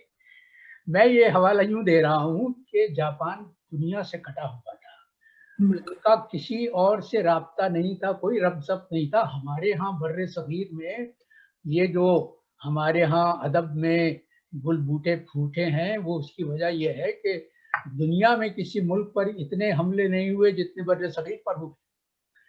تو جاپانیوں کے لیے لے دے کے حوالہ صرف ایک فطرت, ایک نیچر تھی. ایگزیکٹلی. جی بالکل. اور دوسرا یہ جو آپ فرما رہی تھی بالکل صحیح ہے کہ جاپانی باہر گھر سے باہر نکل کے شاعری کرتے تھے. ان کی فطرت میں ایک اور عنصر ہے اور وہ ہے خوف کا. خوف, کیونکہ جاپان میں دنیا بھر میں سب سے زیادہ زلزلے آتے تھے. وہ گھروں میں اپنے آپ کو غیر محفوظ سمجھتے تھے, وہ باہر فطرت سے زیادہ میل جول رکھتے تھے, فطرت سے زیادہ تعلق رکھتے تھے. اسی لیے ان کی شاعری میں, ہائیکو میں یہ جو فطرت کا بیان ہے وہ بالکل زیادہ اسی وجہ سے ہے. جی بالکل, آپ نے بہت اچھا کہا. اور ویسے بھی چونکہ اس قوم پر ایٹمی حملہ ہوا, پھر میں نے ان کے ایک شاعر شیکی کے بارے میں پڑھا تھی, اور اضافہ ہو گیا ہے. جی, لیکن اس کے باوجود دنیا میں ایسی کوئی قوم نہیں ہے, میں نے ساری دنیا دیکھی ہے, میں بلا خوف تردید کہہ سکتا ہوں کہ اپنے ایک مثال کی ایک ہی قوم ہے. کیا ڈسپلن ہے, کیا تنظیم ہے, کیا انہوں نے بالکل ملبے کے اوپر انہوں نے ایک شاندار عمارت کھڑی کی ہے. مطلب اتنی قوت ارادی ہے ان کے اندر. اچھا یہ دیکھیے بات وہی ہوتی ہے کرانت بھائی کہ میں نے محسوس کیا کہ یہ جو نیچر ہے اس کے اندر ہی اتنی قوت ہے کہ جب آپ اس سے کنیکٹ ہوتے ہیں, کسی بھی سطح پہ ہوتے ہیں, تو وہ آپ کو اندر سے ریفریش کر دیتی ہے. وہ ایک آپ کی, تو اسی لیے بادشاہ کے ہاں آپ دیکھیں نا کہ انہوں نے زین اسپریچولیزم کے انڈر, انہوں نے زین اسپریچولیزم کے اس میں انفلوئنس میں انہوں نے اتنے اشعار کہے, اور اس سے اندازہ ہوتا ہے کہ وہ نیچر سے طاقت لیتے ہیں, قوت وصول کرتے ہیں اور پھر اسے استعمال کرتے ہیں. جی بالکل وہ خوف بالکل کرتے ہیں. اور شیکی کا بلکہ میں پڑھ رہی تھی تو شیکی نے تو انہوں نے تو بہت صدمات والی زندگی گزاری تھی, بڑے سخت غربت میں, لیکن کمال ہائیکو ان کی پڑھیں گے کہ ان کی پتہ نہیں 20,000 ہائیکوز تھے, ایک سلیکشن چھپی تھی, اس کی کچھ چیزیں ہمیں انہوں نے دی تھی ٹرانسلیشن کرنے کے لیے. تو میں نے دیکھا کہ ان کی ہر ہائیکو میں صرف خوشی کا اور مسرت کا ذکر تھا, جبکہ ان کی اپنی زندگی میں خوشی کا کوئی ایک رمق بھی نہیں تھی. انتہائی سفرنگ آدمی تھے وہ, اور اتنی انہوں نے تکلیفیں اٹھائیں, اتنی غربت, ان کی زندگی کبھی صحیح نہیں ہوئی, مگر انہوں نے نیچر سے اتنی قوت وصول کی کہ انہوں نے زندگی گزار دی, اور نیچر کی تعریف میں ہی انہوں نے 20,000 ہائیکوز لکھی. تو آپ سوچیں کہ وہ زندگی کو اس نقطۂ نظر سے دیکھتے ہیں, ہے نا. تو بس یہ چیزیں بہت اچھی لگتی ہیں, اور ہم شاید ہائیکو سے اس طرح جڑ تو نہیں پائیں گے, کیونکہ ہمارے پاس غزل کا ایک مزاج بن گیا ہے جو ہمارے کیسے گرا سکتے ہیں, کیسے گرا سکتے غزل تو عروج سے سخن ہے, غزل تو کہنے لگے اس کے بعد پھر اور نہیں. آپ یہ دیکھیں غزل کے پھر موضوعات میں تنوع تو آیا ہے, جو کہ ایک زمانے میں کہا گیا تھا کہ یہ ختم ہو جائے گی, تو ختم تو نہیں ہونا. مطلب جو شاعری بھی اپنے زمانے سے اپنے اثر سے جڑی ہوئی ہوتی ہے, اپنے عہد کو لکھ رہی ہوتی ہے. اچھا, اس بارے میں بھی آپ سے ایک سوال ہم کریں گے ابھی یہاں پر, بلکہ میں اس موقع پر پروین سلطانہ صبا صاحبہ کو بھی خوش آمدید کہوں, کیونکہ اسکرین پہ نظر آ رہی ہیں. ہاں, مجھے بھی نظر آئی تھی, اور میں کرامت بھائی سے باتیں کرنے میں لگ گئی. بہت شکریہ. اچھا, کیونکہ فطرت کی بات ہو رہی ہے یہاں پہ, میں ایک شعر شبنم صاحب کا سناتا چلوں کہ بچھڑے گاؤں چلو, شہر کے سبزہ زاروں پر ننگے پاؤں چلو. بہت خوبصورت ہے. اچھا, یہاں ایک سوال یہ کہ ایک دوبارہ حید کی طرف آتے ہیں ہم لوگ, کہ آپ نے اس میں جو اس کے تینوں مصروں کی بات ہو رہی ہے, یہ جو پہلا مصرع ہے ہائیکو کا اور تیسرا مصرع, اس کا ہم قافیہ ہونا کتنا ضروری ہے, یا ہے یا نہیں ہے؟ اچھا نہیں, اسے میں نے کہا نا فیصل کہ اسے کچھ لوگوں نے ہم قافیہ کر کے لکھا اور کچھ نے نہیں. قافیوں کی کوئی پابندی ویسے نہیں ہے اس میں ہائیکو میں. یہ جو اب جیسے میں اپنی بات کروں گی, میں اپنے شاہدہ جی, یہ جو آپ نے کہا کہ قافیوں کی پابندی اس ہائیکو میں نہیں ہے, یہ آپ اردو کے حوالے سے بات کریے یا اوریجنل جاپانی؟ نہیں, جاپانی میں تو کوئی قافیہ ہوتا ہی نہیں ہے نا. ان کی تو 575 کا سلیبس سے چل رہا ہوتا ہے. یہ ہم نے جب اسے اردو میں اختیار کیا تو ہمارے اکثر شعراء نے پہلے مصرے کو اور تیسرے مصرے کو ہم قافیہ کر دیا, مطلب ان کی وہ ایک ہی وہ رکھی, قافیہ ایک ہو گیا, اور درمیانی کا جو 7 سلیبلس والا تھا وہ آزاد رکھا. اچھا, یہ کچھ لوگوں نے فالو کیا, ہر ایک نے نہیں کیا اس کو فالو. جیسے ہمارے یہاں بہت لوگوں نے لکھی ہے ہائیکو تو, لیکن کہیں کہیں محسن بھائی نے کیا تھا ویسے, اور میں بھی کرتی ہوں. میں بھی پہلے کو اور تیسرے مصرے کو رائم کرواتی ہوں. اس کی وجہ یہ ہے کہ وہ جو ایک غنائیت پیدا ہوتی ہے شاعری کے اندر, جو ایک نغمگی آتی ہے, وہ اس کی وجہ سے بڑھ جاتی ہے تھوڑی سی. تو ہائیکو میں تھوڑی سی ہمیں لگتا ہے کہ اچھا یہ بات ہم نے اس طرح کہی ہے, تو اس میں ایک نغمگی پیدا ہو جاتی ہے پہلے اور تیسرے مصرے کو رائم کرنے سے, مگر یہ کوئی اصول نہیں ہے, کوئی تقاضا ہے. جی اچھا, ہمارے ساتھ عبدالحمید حمیدی صاحب ہیں. حمیدی بھائی, آپ کو سوال کرنا چاہ رہے تھے. السلام علیکم. جی السلام علیکم. یہ محض میں تو اپنے آپ کو بہت ہی نابل سمجھتا ہوں اس بارے میں, کیونکہ مجھے کوئی بھی انفارمیشن نہیں تھی, اور بہت ہی چیزیں ٹیکنیکلی جو آج سے پہلے میرے علم میں نہیں تھی وہ میں نے سنی. اور اتفاق ایسا کہ جو چیزیں میں پوچھنا چاہتا تھا وہ پارشلی وہ درخشاں صدیقی صاحب نے پوچھ لی, پھر وہ جنید اختر نے اور کاظمی صاحب نے بھی, تو میرے سوالوں کا جواب مل گیا. صرف ایک چیز میں maybe I am wrong, کہ جو ہائیکو ہے وہ جس طرح نثری شاعری یا آزاد شاعری کا ہم کہہ سکتے ہیں کہ اس کی زیادہ ایک منظم امپرووڈ فارم ہے.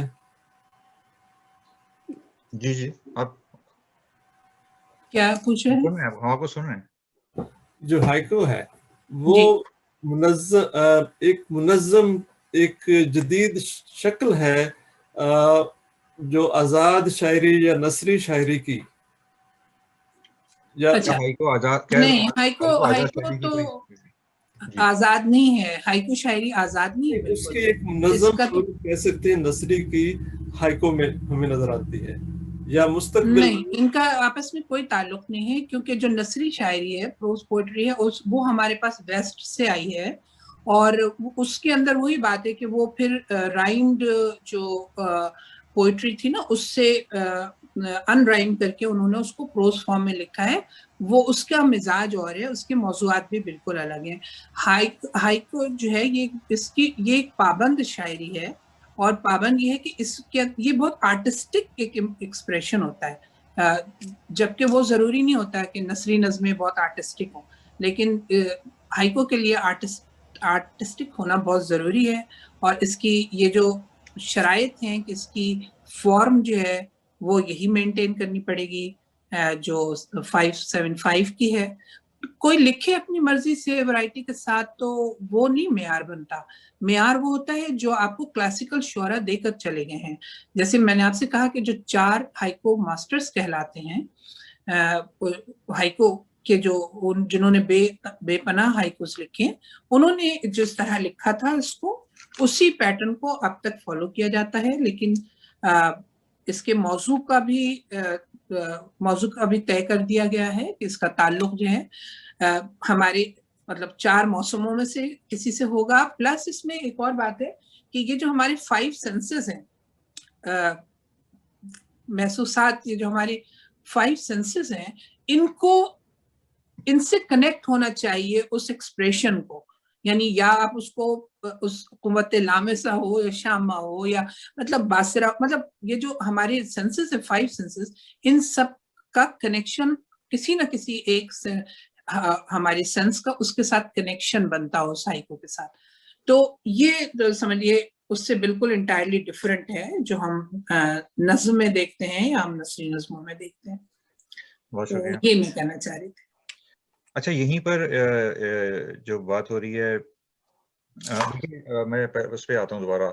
ये हाइको की हमने भी मिसरों की बात की, इसमें ये जो तीसरा मिसरा है इसके बारे में कहा जाता है कि इसमें एक खास इसकी अहमियत पर जोर दिया जाता है। उसके बारे में कुछ बताएंगे आप? हाँ, मैंने शायद बताया भी था पहले कि ये जो तीसरा मिसरा होता है इसे इनकम्प्लीट छोड़ दिया जाता है। मैंने आपसे कहा ना कि उनका मकसद क्या होता है कि आपके अंदर किसी फीलिंग से भी ज्यादा किसी तजुर्बे को, किसी इंसाइट को, किसी परसेप्शन को क्रिएट कर दिया जाए। सही है? जैसे अगर वो शायर आपको कोई मंतकी नतीजा दे देगा, उसने एक खत्मी बात कर दी, तो आप उसी का नुक्ता नजर सुन लेंगे। बस वो एक शायर का नुक्ता नजर होगा जो उसने आपको दे दिया। वो आपको अपना कुछ नहीं बताते, वो आपको एक कॉन्क्रीट इमेज क्रिएट करते हैं और फिर उसके बाद वो आपके विजन को, आपके परसेप्शन को ओपन कर देते हैं कि अब आप सोचिए। तो आप उससे कहीं से कहीं भी, कहां तक भी सोच सकते हैं।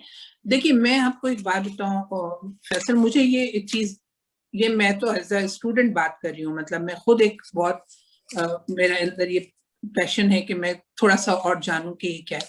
जैसे कि अभी करामत भाई ने बहुत बुनियादी बातें की कि आपने देखा होगा कि जब हम जिंदगी को तजादात के साथ समझ पाते हैं, है ना, जब हमारे सामने एक इमेज होता है लेकिन हम उस वक्त तक एक अंधेरे में होते हैं, लेकिन अगर उसी का कोई मुतजाद इमेज हमारे सामने आ जाएगा ना, तो हमें फिर दोनों चीजें कुल्लियत में नजर आने लगती है, टोटलिटी में। तो कान भाई ने तो बहुत एक इलेबोरेट करके बता दिया कि चूंकि उनके अंदर एक खौफ डेवलप हो गया था, जो उनके साथ हुआ, फिर उनके जिन क्राइसिस से वो गुजरे, फिर उनके पास अर्थक्वेक्स बहुत होती हैं, उनके पास एटमी हमले, फिर उनकी जो मुसाबिकत की जिंदगी है जदीद अहद तक, तो अंदर से वो डरे हुए लोग होते हैं।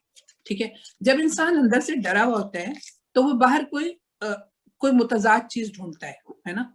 mesela आप उदास होंगे, मैं उदास होती हूँ तो मैं बहुत अच्छे अच्छे गाने सुनती हूँ जाकर, ठीक है, तो फिर थोड़ी देर बाद में बैलेंस हो जाती हूँ। तो वो तवाज़ुन हासिल करने के लिए ये कैफियत है कि जो उन्होंने ये जो इमेजेस वो आपको देते हैं ना, वो इसीलिए देते हैं कि हर आदमी मेंटली उस चीज के साथ, उसके हुस्न के साथ, जिसमें मैं अभी जिक्र कर रही थी कि हुस्न फितरत में बहुत तवानाई होती है, बहुत एनर्जी होती है, और فطرت آپ کی تھراپی کرتی ہے، لیکن بدنصیبی سے ہم لوگ جو زندگی گزارتے ہیں اس میں ہماری زندگی بہت ہی لمیٹڈ ہوتی ہے، ہم میں مشاہدے کی بھی کمی ہوتی ہے، ہم شاید ہی ہم کسی پیڑ کے پاس تھوڑی دیر کو ٹھہرتے ہوں، ہم گزر تو جاتے ہیں سرسری سا کوئی ذکر کرتے ہوئے، مگر ہم شاید ہی پھولوں کے پاس رک کے، ہم میں سے چند ہی لوگ ہوں گے جو اس کی خوشبو کو اپنے اندر اتارتے ہیں. تو یہ چیزیں جو مسنگ ہوتی ہیں نا جدید زندگی میں، اور اب آہستہ آہستہ اور بھی ختم ہوتی جا رہی، تو جاپانی شاعری یا ہائیکو جو ہمیں اس کے قریب لاتی ہے، بار بار کہتی ہے کہ نہیں پلٹ کے دیکھو کیا کچھ ہے ابھی، اور یہ ایک پازیٹیو وے میں آپ کو کنیکٹ کرواتی ہے لائف کے ساتھ. میرا اپنا خیال ہے. بہت شکریہ. میں یہاں پر ایک سوال ہمارے ساتھ فخر زمان صاحب ہیں، وہ ایک سوال کرنا چاہ رہے ہیں. اس میں کچھ آپ ویسے تو اس کا جواب میرے خیال میں کسی حد تک آپ دے چکی ہیں، میں ان کے سوال کو ایک اور سوال کے ساتھ ملا کر کرتا ہوں. آپ اس کو مختصر جواب آپ سے چاہوں گا کہ وہ کہہ رہے ہیں کہ شعر اور غزل میں جذبات اور احساسات کی جو عکاسی ہوتی ہے، کہ ہمیں ہائیکو میں وہ چیز نظر آتی ہے. اس کے ساتھ میں اس بات کو جوڑتا ہوں کہ غزل کا جو ایک یعنی غزل کا ایک سحر ہے، ہمارے عمومی شعور پہ غزل کا ایک سحر طاری ہے، تو اس کے ہوتے ہوئے ہائیکو جیسی نئی صنف جو ہے وہ اس کے کیا امکانات نظر آتے ہیں آپ کو مستقبل میں؟ نہیں، وہ بات آپ نے صحیح کہی کہ پہلا پارٹ کیا بتایا تھا؟ پہلا انہوں نے کہا کہ کیا غزل کی طرح ہائیکو میں بھی جذبات اور احساسات کی عکاسی ہوتی ہے، کی جاتی ہے؟ نہیں، میں نے تو ابھی یہی بات تو اتنی ایلیبوریٹلی سمجھائی ہے کہ ہائیکو جو ہے وہ آپ کو صرف اس انداز میں کسی امیج کے تھرو متاثر کر دیتی ہے، کوئی امیج دے دیتی ہے بس آپ کو، وہ کچھ کہتی نہیں ہے، آپ کے محسوسات کو چھیڑتی نہیں ہے. اب آپ اسی چیز کو دیکھ کر اداس ہو جائیں، یا اسی چیز کو دیکھ کر حیران ہو جائیں، یا آپ اس کو دیکھ کر خوش ہو جائیں، کیونکہ آپ کی پرسنل ایک ایسوسیشن ہوگی اس امیج کے ساتھ. ٹھیک ہے، جیسے میں نے ابھی مذاق سے ایک گلاب کے پھول کا تذکرہ کیا، تو میرا مقصد یہ تھا کہ گلاب کا پھول ہے تو اس کو دیکھ کر ہم میں سے کسی کو کوئی یاد آ سکتا ہے، ہمیں کوئی اس کی کوئی انٹرپریٹیشن کر سکتا ہے، کوئی اس چیز کو دیکھ کے بہت خوش ہو سکتا ہے. مطلب تو ہائیکو اتنا کام کرتی ہے بس، کیونکہ اس کے پاس زیادہ گنجائش نہیں ہے. 3 لائنوں میں کیا بات کریں گے بھائی؟ 3 لائنیں ہیں نا، 3 لائنوں میں الفاظ بھی نہیں ہیں. 17 سلیبس میں کتنی بڑی بات کہی جا سکتی؟ نہیں کہی جا سکتی. تو ہائیکو بس اتنا کر دیتی ہے. اچھا، اب رہ گئی بات غزل کی. تو غزل بغیر اپنے اس جو غزل کا جو ایک پورا تہذیبی پس منظر ہے، وہ برصغیر کی پوری نفسیات سے، پوری سائیکی سے جڑی ہوئی ہے، اور وہ گرو ہوتے ہوتے آج تک یہاں تک پہنچی ہے. تو بہت دفعہ کہا گیا کہ غزل جو ہے وہ ختم ہو گئی ہے. بہت عرصے تک بہت ہی ہمرنگی کے ساتھ لکھی جائے اگر، تو اس میں ایک سے شعر لکھے چلے جائیں ہم سارے، تو پتہ چلا کہ وہ تو واقعی ڈیڈ ہوگی، ہے نا. تو بار بار اس کو جو تازگی صرف وہ لوگ ڈالتے ہیں اس کے اندر جو اس کے اندر ایک نئی لہر ڈالتے ہیں، نئی بات کہتے ہیں. تو ایک فارم آپ کو دے دی جاتی ہے، اس کو بار بار آپ کو زندہ کرنا پڑتا ہے، اپنے لہجے سے، اپنے اسلوب سے، اپنے اظہار سے، اپنی تخلیق و قوت سے. تو اس لیے میں نہیں سمجھتی کہ کوئی بھی فارم غزل یا نظم، اب نظم بھی بہت ہی عمدہ ہمارے یہاں لکھی جانے لگی ہے. میں تو کمال نظمیں پڑھتی ہوں تو حیران ہوتی ہوں کہ لوگ کہاں تک پہنچ گئے مطلب اپنے اظہار میں. تو مجھے وہ چیزیں بغیر تخلیقیت کے، بغیر تخلیقی تازگی کے کوئی فارم زندہ نہیں رہے گی. اب یہ ہائیکو کا معاملہ یہ ہے کہ ہائیکو جو ہے وہ تو ابھی بالکل بچی ہے، ابھی تو آئی ہے ہمارے گھر، ابھی ان کے بڑے ہونے میں دیر لگے گی. اب ہم انہیں جتنی دیر سوارے بنائیں گے، اور مجھے تو کوئی خاص انٹرسٹ بھی نہیں ہے. میں نے آپ کو بتایا تھا نا کہ یہ بہت ایک کلچرل ایکٹیویٹی کے طور پر کیا جاتا تھا مگر ہمیں بہت اچھا لگتا تھا ہائیکو لکھ کے. ہمیں جاپانی دوستوں سے ملاقاتیں ہوتی تھیں اور سب ایک دوسرے کی ہائیکو پسند کر رہے ہوتے تھے. تو اگر آپ مجھے اجازت دیں تو میں تھوڑی سی آپ کو 2-4 ہائیکو سنا دوں. حالانکہ میرا خیال ہے کہ یہ کوئی ویسی محفل نہیں ہے. وہ شاہدہ جی آپ کہہ رہی ہیں کہ بڑی ہوگی تو ایسا نہ ہو کہ جاپانی ہے تو ہو سکتا ہے اسی خط پہ بڑی ہو چکی ہے. دیکھیں یہ میں آپ کو تھوڑی سی ہائیکو سناؤں گی، کیونکہ میں نے جیسے یہ دیکھیں باشو کی ایک ہائیکو تھی جس کا ٹرانسلیشن 2011 کا ایک مشاعرہ ہوا تھا.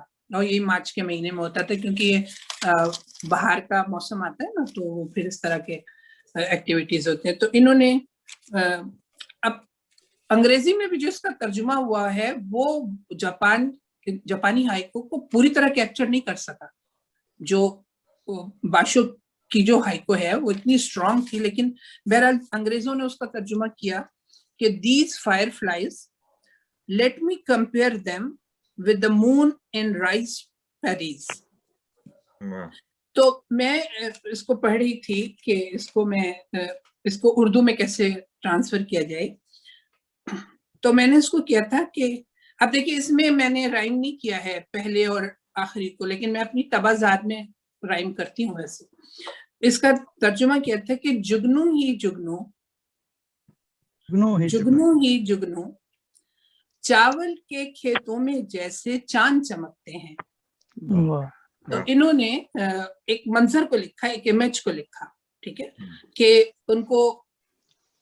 उनको हर तरफ जो है एक रोशनी नजर आ रही है, तो शायर ने उस ऑब्जर्वेशन को लिखा है। फिर एक और जगह है, leaves of grass as soon as it drops it flies the Firefly, ठीक है। घास की पत्तियां जो ही टूट के गिरती हैं, घास की पत्तियां जो ही टूट के गिरती हैं, उड़ता है जुगनू। तो अब एक कैफियत को लिखा कि जैसे एक पत्ता गिरेगा घास का, तो जैसे गिरते हैं तो ऐसा लगता है जैसे कोई रोशनी बिखर गई। अब ये शायर ने किसी एक लम्हे को देखा है और उसको उसने इन 3 मिसरों में बयान किया है। अब ये एक और है कि summer rains wondering if it will disappear the Sita bridge. ये इसका तर्जुमा था कि बारिश की जलथल डूब ही जाएगा क्या आज ये सीता का पुल। तो ये उन्होंने एक कैफियत लिखी है। अब मैं आपको एक दो सुना देती हूँ अपनी ओरिजिनल हाइको में से, और इसमें मैं आपको ये बताऊं कि ये मैंने पहले मिसरे को और तीसरे मिसरे को जो है ना राइम किया है वैसे, ठीक है। ये भी मैंने, आप थोड़ा सा हेलो जी, आप अगर थोड़ा सा पीछे होंगी तो जरा सही नजर आएगा। ओके सॉरी, अब ठीक है, अब ठीक है जी, अब ठीक। ये कुछ ओरिजिनल मेरी हाइकोस थी, तो उसमें मैं पढ़ती हूँ कि दिलकश है मंजर, दिलकश है मंजर, तितली ने पर खोले हैं सुर्ख गुलाबों पर। ये एक हाइको थी। हाथ हुए वो बर्फ, हाथ हुए वो बर्फ, जिन हाथों ने लिखे थे तितली जैसे हर्फ। बहुत अच्छा।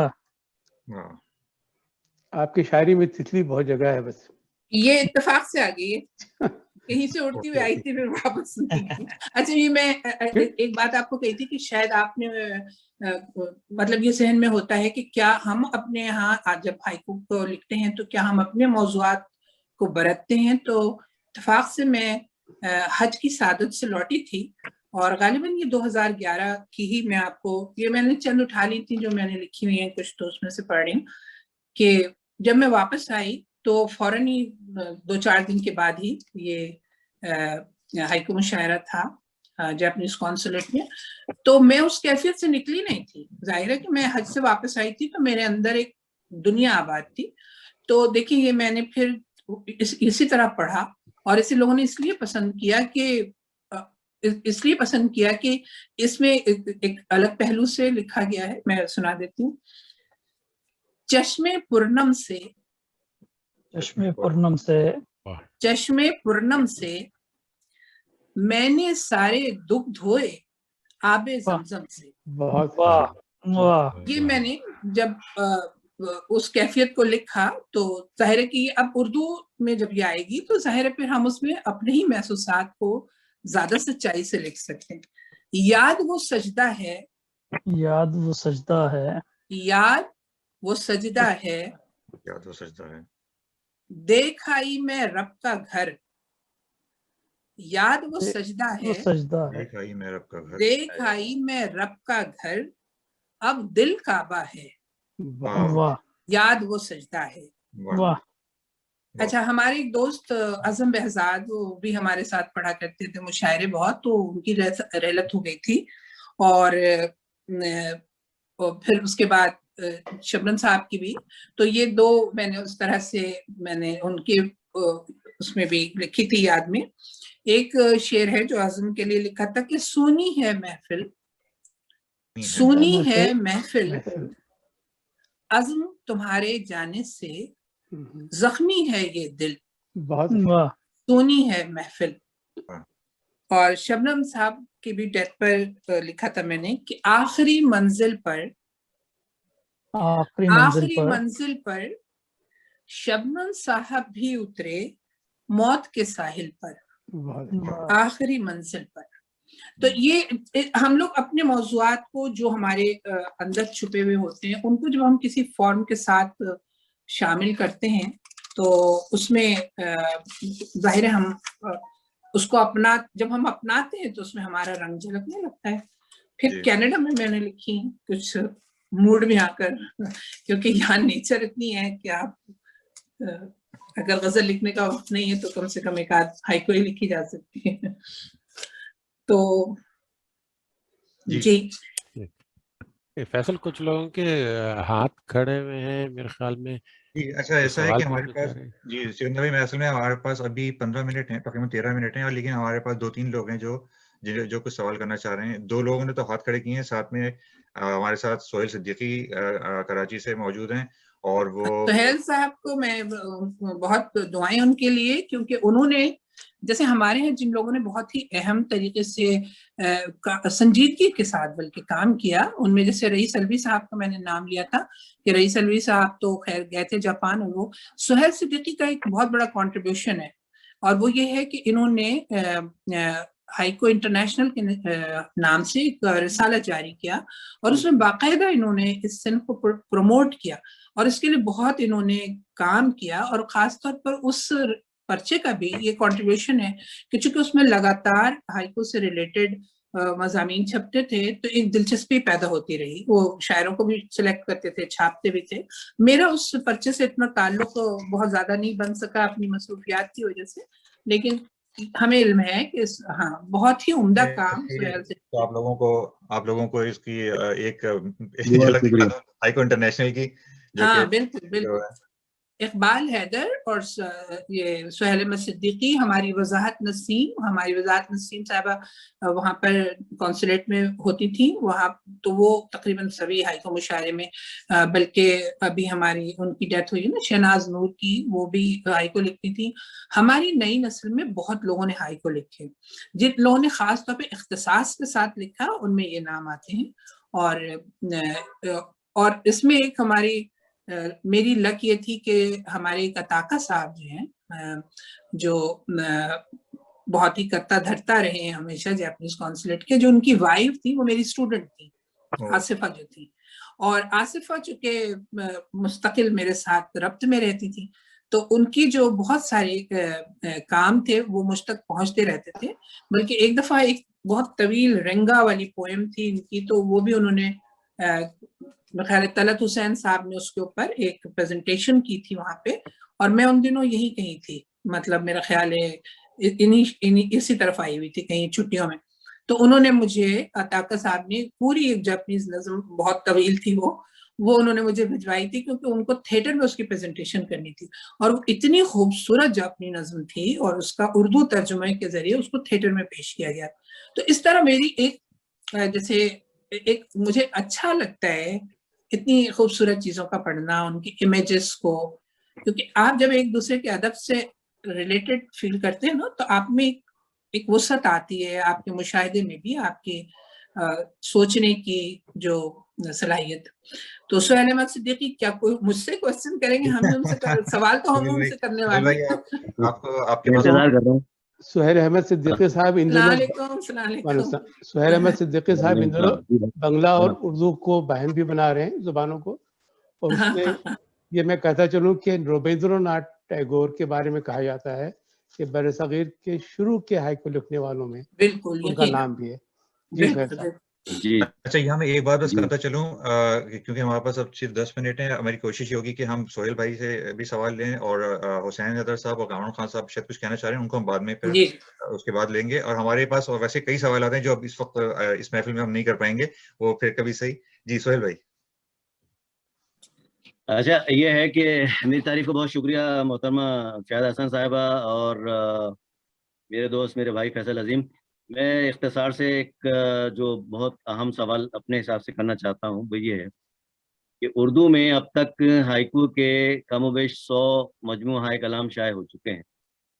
100 تک کی تو میں نے گنتی کی تھی, 110 یا ایسی کوئی تعداد ہوگی. کیا وجہ ہے کہ اس میں محض 4 شاعرات کا حصہ ہے, یعنی سروت سلطانہ سروت, وضاحت نسیم, سراج المنیر تسنیم اور صالحہ کوثر. کیا وجہ ہے کہ شاعرات کا اس میں حصہ اتنا کم ہے 100 سے زائد مجموعہ ہے کلام میں؟ ہاں دیکھیے, میں نے ابھی تو جب شروع میں گفتگو ہو رہی تھی تو میں نے یہ بات کہی تھی کہ ہر لکھنے والے کا اپنا ایک تخلیقی مزاج ہوتا ہے. تو میں نے یہ کہا تھا کہ میں چونکہ میرا اپنا بیک گراؤنڈ یہ ہے کہ میں چونکہ انگلش لٹریچر پڑھتی رہی تو میں وہاں سے زیادہ متاثر ہوتی تھی. شیلے کو پڑھا, کیٹس کو پڑھا, یا میں نے میٹافزیکل پوئٹس کو, جان ڈن کو جب پڑھا مجھے بہت اچھا لگا, پھر ٹی ایس ایلیٹ کو پڑھا. جن کو بھی میں پڑھتی تھی تو ان سے میں زیادہ کلوز فیل کرتی تھی. تو اردو میں نے پڑھی نہیں ہے, بالکل نہیں پڑھی. میں اردو ڈپارٹمنٹ, میری خواہش تھی کہ میں اپنا اگلا ایم اے جو ہے اردو لنگوسٹک میں کروں یا لٹریچر میں کروں, مگر زندگی نے مجھے مہلت نہیں دی. پھر میں لگ گئی رزق روزی کے چکر میں. تو وہ جو میرے اندر ایک تھرسٹ ہے نا, اس کی وجہ سے میں اردو میں لکھتی تو ہوں. اور آپ نے دیکھا ہوگا کہ میں ہائیکو بھی لکھنے لگی, اور ہائیکو بھی میں نے ساری کافی مشاعرے میں نے پڑھے ہوں گے, آپ بھی شاید موجود ہی ہوتے تھے. تو لیکن ہے نا, تو مگر میں اس کے اوپر باقاعدہ اختصاص نہیں اس کا میرے پاس ہے. اسی لیے میں نے فیصل سے کہا تھا کہ بھائی میرے, تم ہائیکو سے ریلیٹڈ کسی سے بات کر لو, میں تو غزل میں ڈوبی ہوئی ہوں آلریڈی. سوال یہ ہے کہ شاعرات نے اس پہ توجہ کیوں کم کی؟ شاعرات کی اپنا مزاج ہے. میں نے آپ سے کہا نا کہ تخلیقی مزاج ہر ایک کا اپنا ہوتا ہے, اس میں کوئی جبر نہیں ہوتا کسی کے آپ کس میں حسین صاحب آپ کوئی سوال کرنا چاہ رہے ہیں؟ ہاں جی حیدر صاحب, جو ابھی انہوں نے کچھ ہائیکو سنائے تو, اور اس سے پہلے سوال بھی ہوئے تھے کہ ویرائٹی جو ہے ہمارے مزاج کے مطابق ہائیکو میں بھی آئی ہے. تو میرے پاس سہیل صدیقی صاحب کی کتاب جو ابھی آپ نے دکھائی, وہ بھی اقبال حیدر صاحب یہاں آئے تھے ایک دفعہ, تو مجھے اٹینڈ کرنے کا موقع ملا اور جبھی سے مجھے تعارف بھی ہوا ہائیکو کا اور پسند بھی آئی. تو میں یہ آپ کو ذرا ویرائٹی کے طور پر ایک حمدیہ ہائیکو دیکھیں, حمدیہ, نعتیہ, اور ایک بالکل بالکل کراچی پر ہائیکو ہے, ایک اس میں پاکستان پہ ہائیکو ہے, اور ایک شہزاد صاحب ایک آپ سے درخواست یہ ہوگی کہ اگر آپ 2 ہائیکو سنا سکیں کوئی تو. نہیں, میں صرف بتا رہا ہوں, میں تو ایک بھی نہیں سنانا چاہ رہا ہوں, لیکن میں صرف آپ بتا رہا ہوں کہ ویرائٹی ہمارے یہاں اپنے مزاج کے مطابق. جی جی موضوعات کی بات کریں. جی جی بالکل بنیاد پر نہیں, آپ سنائیں پلیز, کیونکہ اقبال حیدر کا تو بہت کام ہے اس میں, اور اقبال حیدر کی ہائیکوز بہت ہی عمدہ ہوتی ہے. جی جی تو وہ سنائیں ضرور حیدر بھائی. یہ وضاحت نسیم کی ہے ویسے, یہ ہے کہتی ہیں دیتی ہے تنویر, دیتی ہے تنویر, تنویر گھر کی ایک دیوار پہ ہے کعبے کی تصویر. یہ ہم کو کنورٹ ہائیکو میں. جی ہاں جی ہاں جی. اور اسی طرح ایک نعتیہ 2 کی اجازت ہے؟ نہیں آپ سنائیں پلیز. دن میں بدلی رات, یہ رسول اللہ پہ ہے کہ دن میں بدلی رات, جی لائے رحمت کے بادل میں برسا. بہت خوبصورت. نہیں, وضاحت میں تو بہت تواتر سے لکھی ہیں, بہت عمدہ ہائیکو لکھتی تھیں اور ہمیشہ ہمارے ہائیکو مشاعرے میں شریک ہوتی تھیں. جی تو بہت اچھی ہائیکوز ہیں ان کی. جی اگر آپ کو پاکستان اور کراچی پہ بھی سننی ہے تو وہ بھی اس میں ہے. اصل میں ہمارا ایسا ہے کہ ہمارے پاس وقت نہیں ہے تو میں آپ کو زیر بار نہیں کروں گا. نہیں, بہت شکریہ آپ کا. میں یہاں کامران خان صاحب ہمارے ساتھ ہیں, اور میری ان سے درخواست ہے کہ وہ شاید کچھ کہنا چاہ رہے ہیں. میں ان کو ایک منٹ. جی کامران خان صاحب وہ میوٹ ہیں. ان کو خود بھی انمیوٹ کرنا پڑے گا. فیصل نے تو کر دیا. جی ہو گیا. جی نہیں میں جو سوال پوچھنا سب سے پہلے تو السلام علیکم تمام شارکین جو ہیں. کامران خان کہتے ہیں مجھے ملٹن میں رہتا ہوں اور جو میں سوال پوچھنا چاہ رہا تھا وہ آلریڈی جس وقت میں نے ہاتھ ریز کیا ہے اٹھایا ہے اس کے فوراً بعد وہ سوال پوچھ لیا گیا. بہرحال میں فیصل بھائی آپ کا اور جتنے بھی آپ کے متبدین ہیں ان کا میں شکریہ ادا کرنا چاہوں گا. میں نے آج بہت کچھ میں ممنون ہوں. میں نے آج بہت کچھ سیکھا اور میرا اصل مقصد یہی تھا. میں تو پچھلے مکتب ہوں. آپ لوگ تو سب جتنے بیٹھے ہیں استاد بیٹھے ہوئے میں تو شد بجھ جانتا ہوں بس اہل زباں ہونے کے ناطے.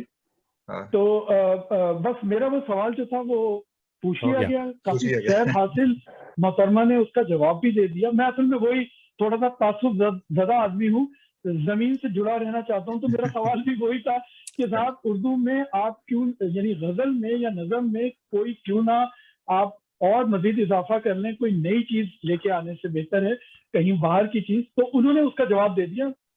باقی مجھے امید ہے آپ لوگ مجھ فقیر کو مدعو کرتے رہیں گے. کامران صاحب ملٹن میں رہتے ہیں اور میرے سے مزاج بھی مل رہا ہے. دیکھا وہی سوال تھا ہاں بہت شکریہ کامران بھائی. اچھا شاہد حسن صاحبہ آپ اگر کیا سوال سے کچھ کہنا چاہتی ہیں یا ہم نہیں میرا خیال ہے کہ ہاں اب میرا خیال ہے کہ آپ نے تو کچھ پوچھا نہیں اور تو اگر آپ کو کچھ کہنا ہے تو ضرور میں حاضر. جی سکندر بھائی اصل میں اب ٹائم نہیں ہے, میں صرف برکت کے لیے پڑھ دیتا ہوں. رفیع الدین راز صاحب ویسے تو ماشاءاللہ غزل کے شاعر ہیں لیکن ان کی ایک کتاب ہے دل کا نخلستان, اس میں صرف ہائیکو ہیں اور وہ اس کا جو ہے کہ دل کا نخلستان ایک حصے میں شادابی ایک حصہ ویران. تو یعنی جو اچھے غزل لکھنے والے ہیں وہ بھی ہائیکو لکھ سکتے ہیں. بالکل. اور پچھلے دنوں ہم نے تو آپ کی بھی بہت اچھی اچھی ہائیکو سنی ہے. ارے مجھے تو کسی نے سوال کر لیا فیس بک پر کہ کیا آپ نے غزلیں لکھنا بند کر دی. حالانکہ ابھی صرف 2 ہفتے ہوئے ہیں مجھے کچھ ہائیکو شیئر کیے. نہیں بہت اچھا بہت اچھا. میں ایک کام کر رہا ہوں, آپ سب لوگوں کو انمیوٹ کر رہا ہوں. اگر اس سے پہلے اگر کوئی صاحب سوال کرنا چاہیں تو بتائیں. میں آپ سب لوگوں کو انمیوٹ کر رہا ہوں اور کیونکہ اب ہم لوگوں کا ٹائم تقریباً ختم پر ہے تو اس سے پہلے کہ محفل کا اختتام کریں اگر آپ لوگ سے کسی کے پاس کوئی سوال ہے آپ لوگ کچھ کہنا چاہتے ہیں. جی عدیل صاحب. بس میں کمنٹ کرنا چاہ رہا ہوں کہ مجھے یہ بڑا اچھا لگا بینگ اے باٹنسٹ کہ نیچر سے ان کا بڑا تعلق ہے ہائیکو کا. تو شاید ہم نے تو جڑ سے لے کر پھول پتی تک اس کو ڈائسیکٹ کر کے دیکھ لیا. جی جی آپ ہائیکو لکھنا شروع کر دیں. میں شروع کروں گا. آپ نے تو اتنی قربت میں دیکھا ہے نیچر کو تو اجازت ہے. مطلب میں بھی کچھ کہنا چاہتی ہوں. السلام علیکم. عدیل بھائی نے تو نیچر کی بھی نیچر دیکھ لی. ایک بہت رومانی اپنی جو ہماری غزل والی ہائیکو. رات اندھیری تھی چاند نظر آتا کیسے زلف گھنیری تھی. بہت شکریہ. یہ آپ نے کہاں سے نکال لی؟ یہ آپ کی کتاب سے.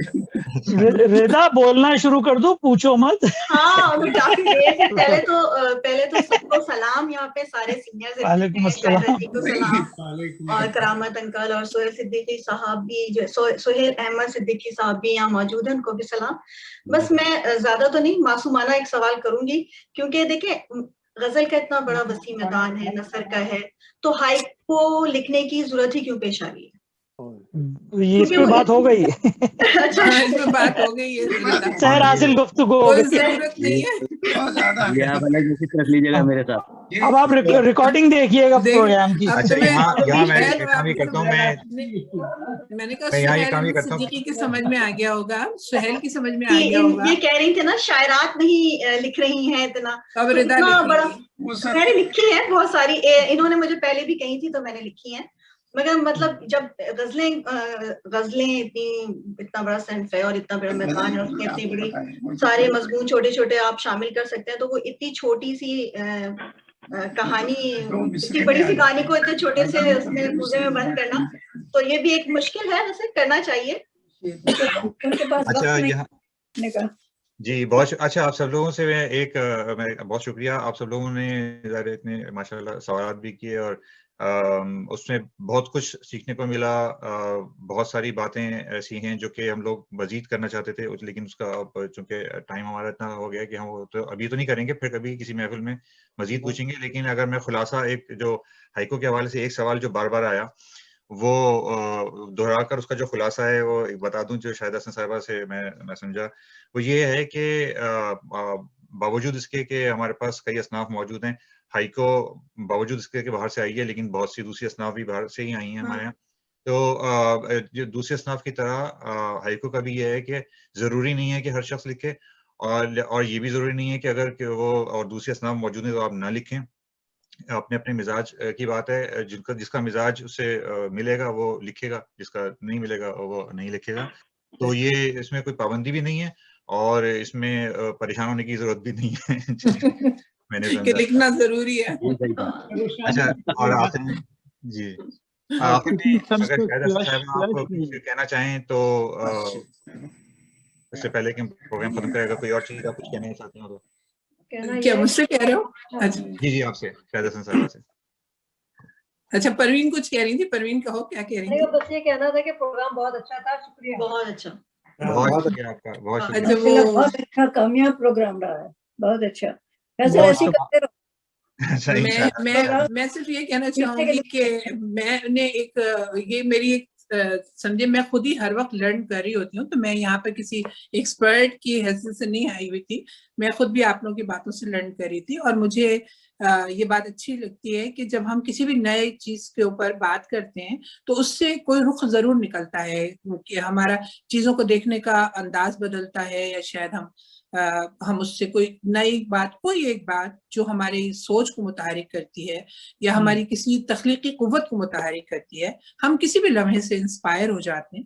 تو ابھی جیسے سہیل احمد صدیقی سوال کر رہے تھے کہ خواتین نے کیوں نہیں لکھی، تو اب یہ کسی پر میں نے کہا نا جبر نہیں ہے، میرا پورا مزاج ہی جو ہے نا وہ بنا ہی ہوا اس طرح کا ہے کہ یا نظم ہے نا اور یا غزل، بس اس کے علاوہ میری جو زبان کی پوری تربیت ہے وہ انہی دو اصناف پر زیادہ فوکسڈ ہوتی ہے۔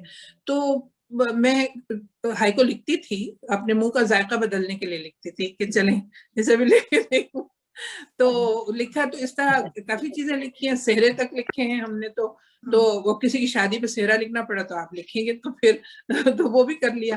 لیکن کہنے کا مقصد یہ ہے کہ آپ کا ایک تخلیقی مزاج ہوتا ہے جس میں آپ اپنی پوری شخصیت کا اظہار کر رہے ہوتے ہیں، وہ میرے لیے کچھ اور ہے، تو اس وجہ سے میں نے نہیں لکھی، اور لیکن میں اس کی کوئی معذرت بھی نہیں ہے۔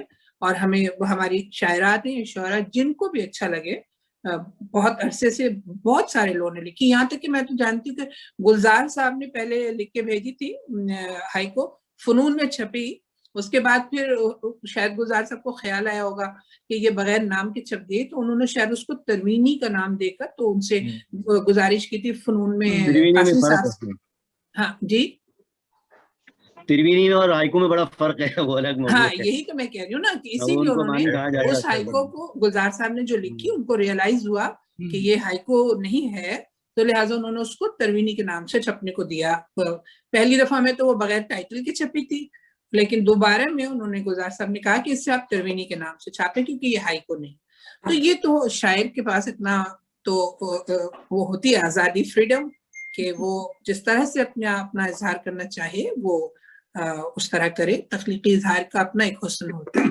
بہرحال بہت بہت شکریہ سارے، میں تو بڑی اپسیٹ ہو رہی تھی کہ پتہ نہیں کون مجھ سے کیا سوال کرنے والا ہے، لیکن آپ یہ بتائیں کہ یہ جو ہے ہائیکو کا مشاعرہ کب ہوگا؟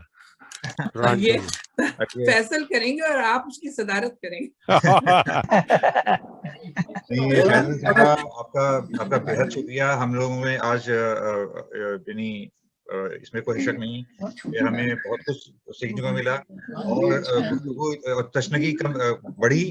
جہاں ایک طرف ہمیں بہت کچھ ملا وہاں ایک طرف ہمارے پاس نئے سوالات بھی ابھرے اور نئی باتیں آئیں. وہ تمام لوگ جو ہمارے ساتھ شریک ہوئے, جنہوں نے سوال کیے یا جنہوں نے صرف اس میں صرف سنا بھی اور ہمارا ساتھ دیا اس میں زوم پہ یا فیس بک پہ, تمام لوگ, آپ سب لوگوں کا اگر میں نام لینا چاہوں, درشن صدیقی صاحبہ, عدیل صدیقی صاحب, سکندر بھائی, حسین حیدر صاحب, کاظمی بھائی, آصف جامی بھائی, فروخ سلیم صاحب, جنید, کرامت صاحب, پروین سلطانہ صبا صاحبہ, رفیع صاحب, سہیل بھائی, گیلیکسی A70 صاحب, مجھے ان کا نام نہیں پتا, سامان بھائی ہیں, خالد عزیز بھائی ہیں, رضا ہیں, فخر زمان ہیں. آپ سب لوگوں کا بے حد شکریہ. آپ سب لوگوں نے ساتھ دیا شروع سے آخر تک, اور اس میں ہم لوگوں کے لیے ایسی ان تمام باتوں پر ان باتوں پہ آپ لوگوں نے روشنی ڈالی جن سے ہمارے ذہن میں سوچ کے کچھ دروا ہوئے, کچھ سوالات ابھرے اور ہمیں شاہدہ حسن صاحبہ سے اس کا جواب سننے کا موقع ملا. تو آپ سب لوگوں کا بے حد شکریہ. اور شاہدہ حسن صاحبہ, آپ نے ہمیں وقت دیا, ہمیں پتا ہے آپ کا ایک اور پروگرام بھی تھا اور وہاں سے آپ آئی ہیں اور آپ کو اس کے بعد دوبارہ کہیں اور جانا ہے. ہم نے آپ کو جو ہے وہ کافی مشکل میں ڈال دیا لیکن نہیں, بہت مجھے خوشی ہوئی کیونکہ یہ ایک بڑی لائیولی سی ہو گئی محفل اور سب مل بیٹھے. اور اس کووڈ کے دنوں میں اس سے زیادہ خوبصورت تو کوئی بات ہی نہیں ہو سکتی کہ آپ اپنے پیارے لوگوں کے چہرے بھی دیکھ لیں, سب لوگوں کو سے ملاقات ہوگی, سب کی خیریت بھی ملے. بہت اچھی محفل رہی. بہت شکریہ. بہت مزہ, بہت شکریہ, بہت اچھا سکھا دیا ہم لوگ. بہت مزہ آیا. بہت شکریہ آپ سب کا, بہت شکریہ, بہت شکریہ. Thank you very much. اللہ حافظ. اللہ حافظ. اللہ حافظ.